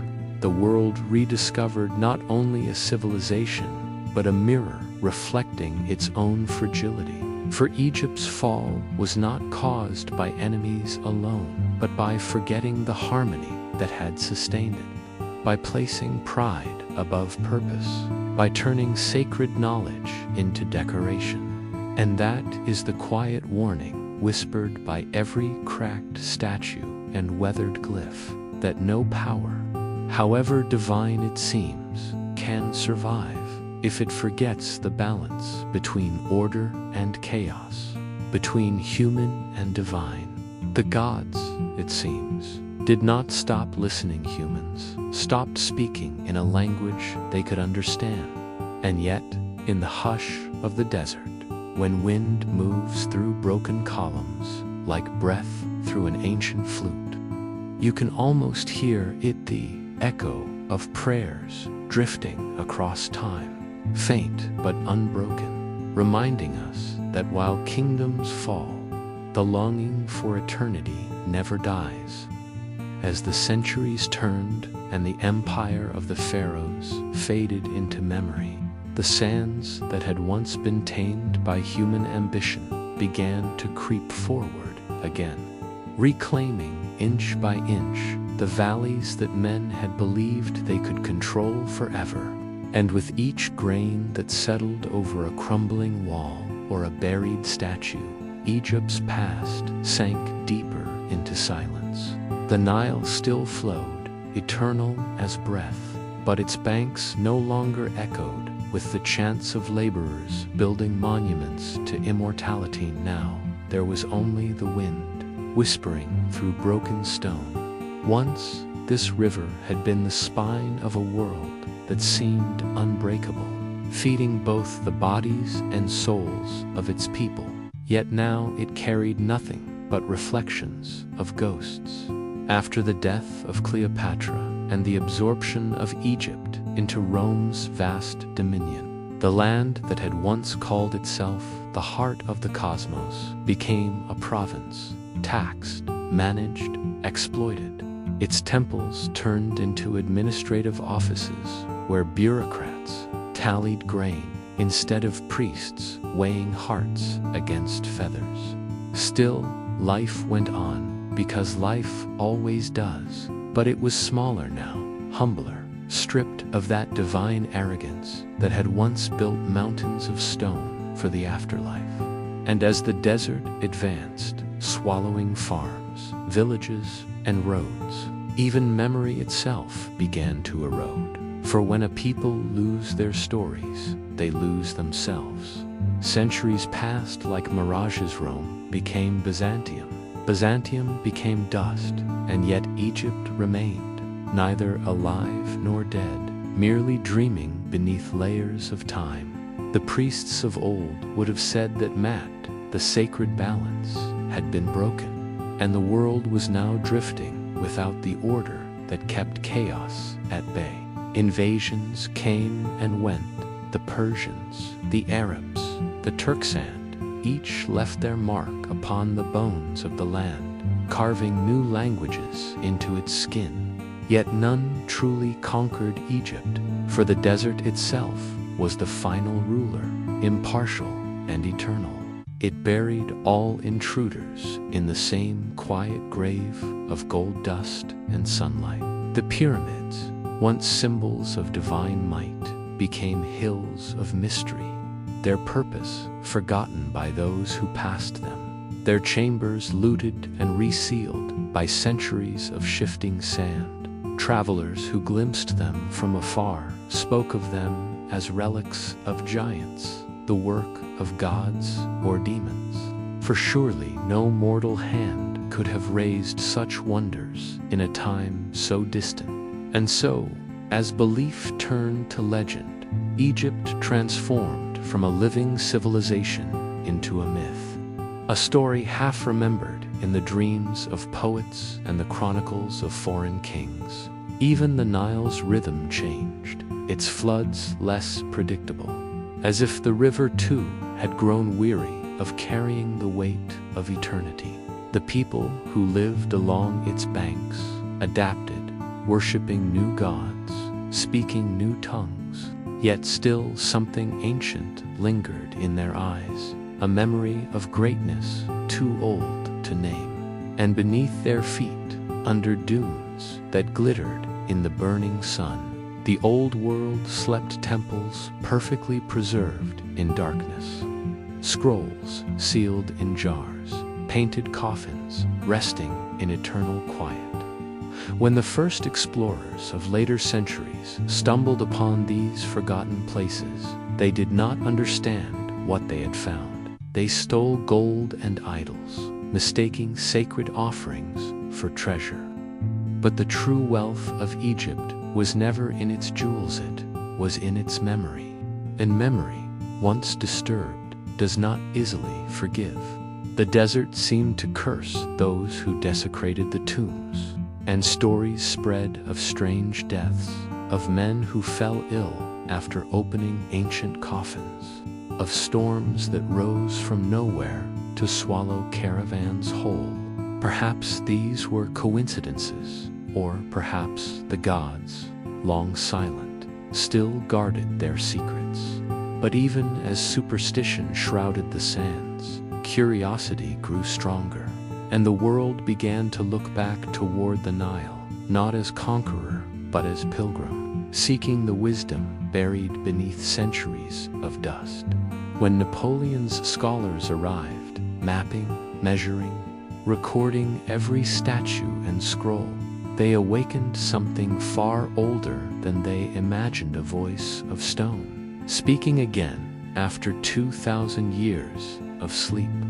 The Rosetta Stone, that black slab inscribed in 3 scripts, became the key to unlocking a forgotten language.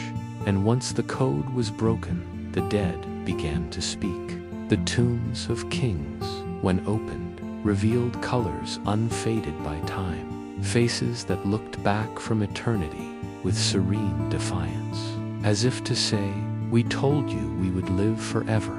Yet, as the modern world celebrated these discoveries, it also repeated the same old mistake, took the beauty of Egypt and turned it into spectacle, stripping mummies from their resting places, shipping them to museums, dissecting the sacred in the name of science.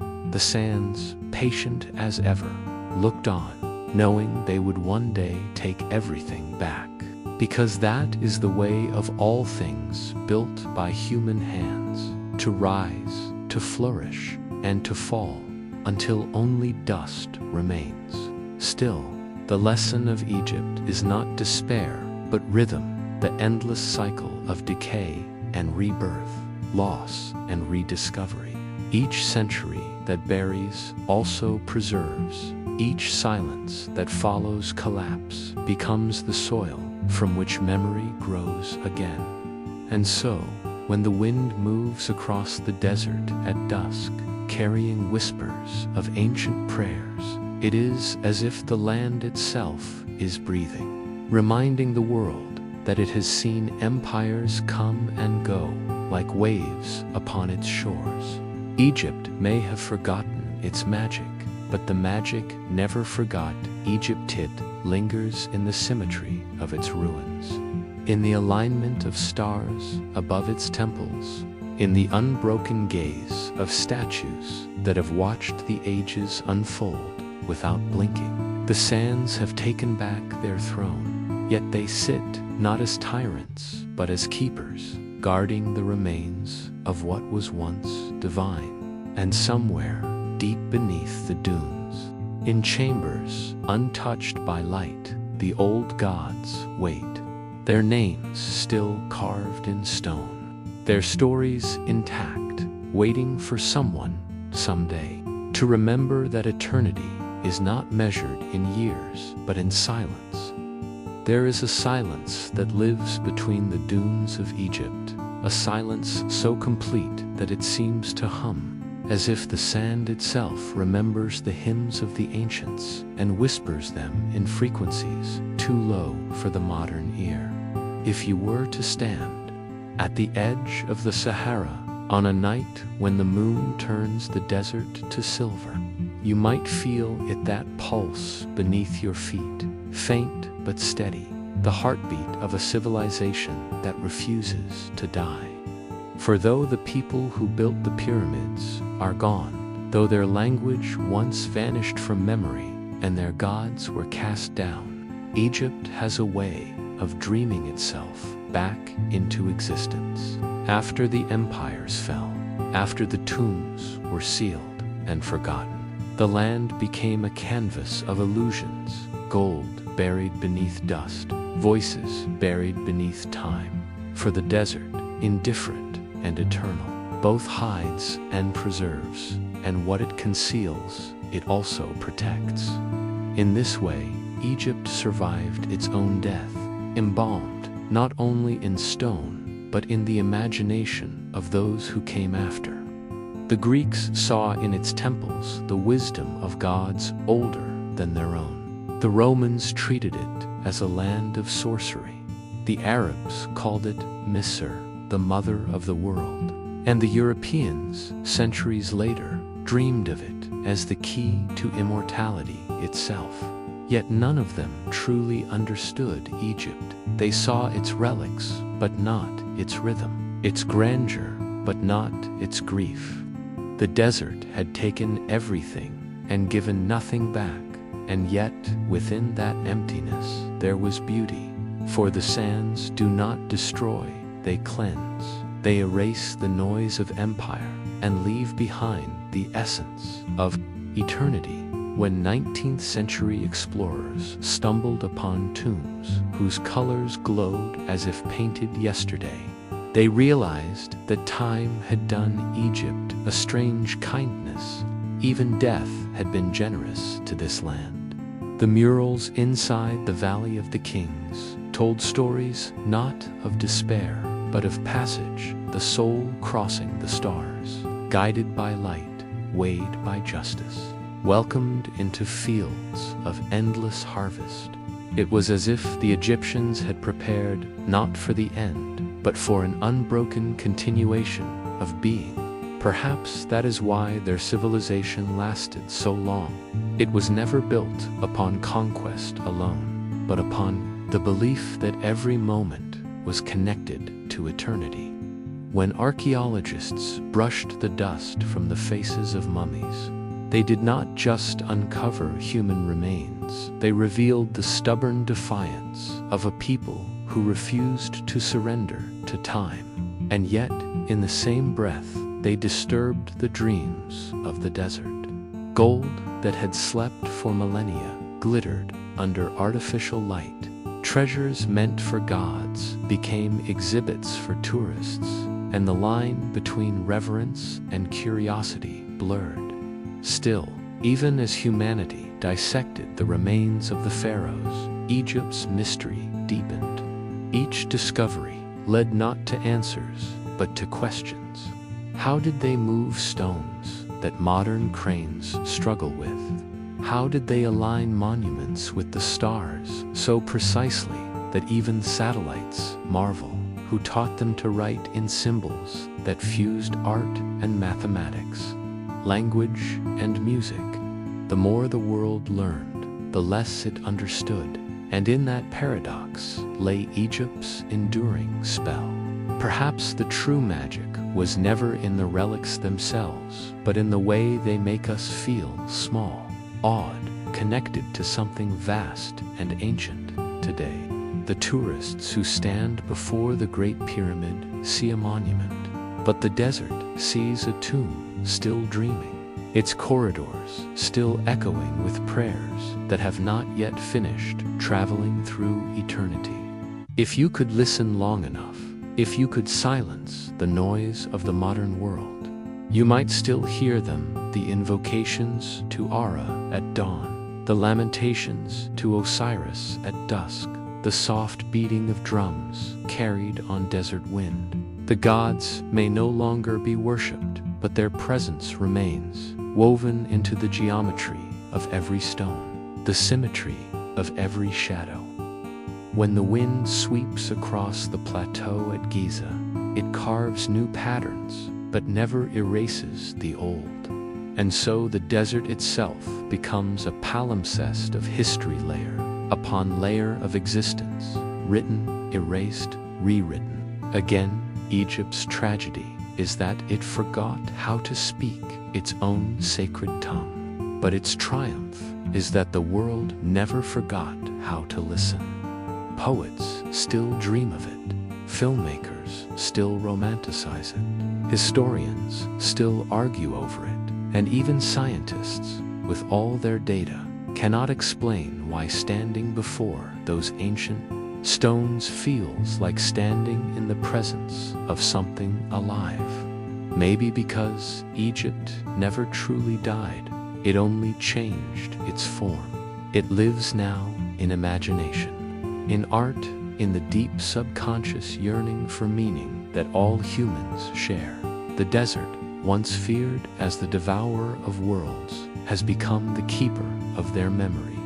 Its sands shimmer like gold, not because they contain treasure, but because they reflect the light of every civilization that has ever fallen in their endless shifting. They remind us that all things, empires, gods, even time are temporary, yet the dream of eternity persists.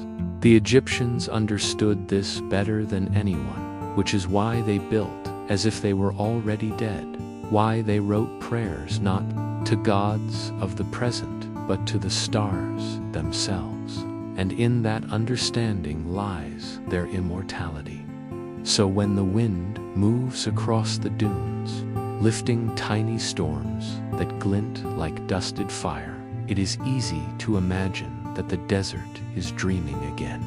Dreaming of a world once drenched in gold and belief, a world where kings ruled as gods and death was only a door. The dream will fade by dawn, as all dreams do, but for a few hours, under the moonlight, the sands remember, and in their shimmering silence, Egypt breathes once more.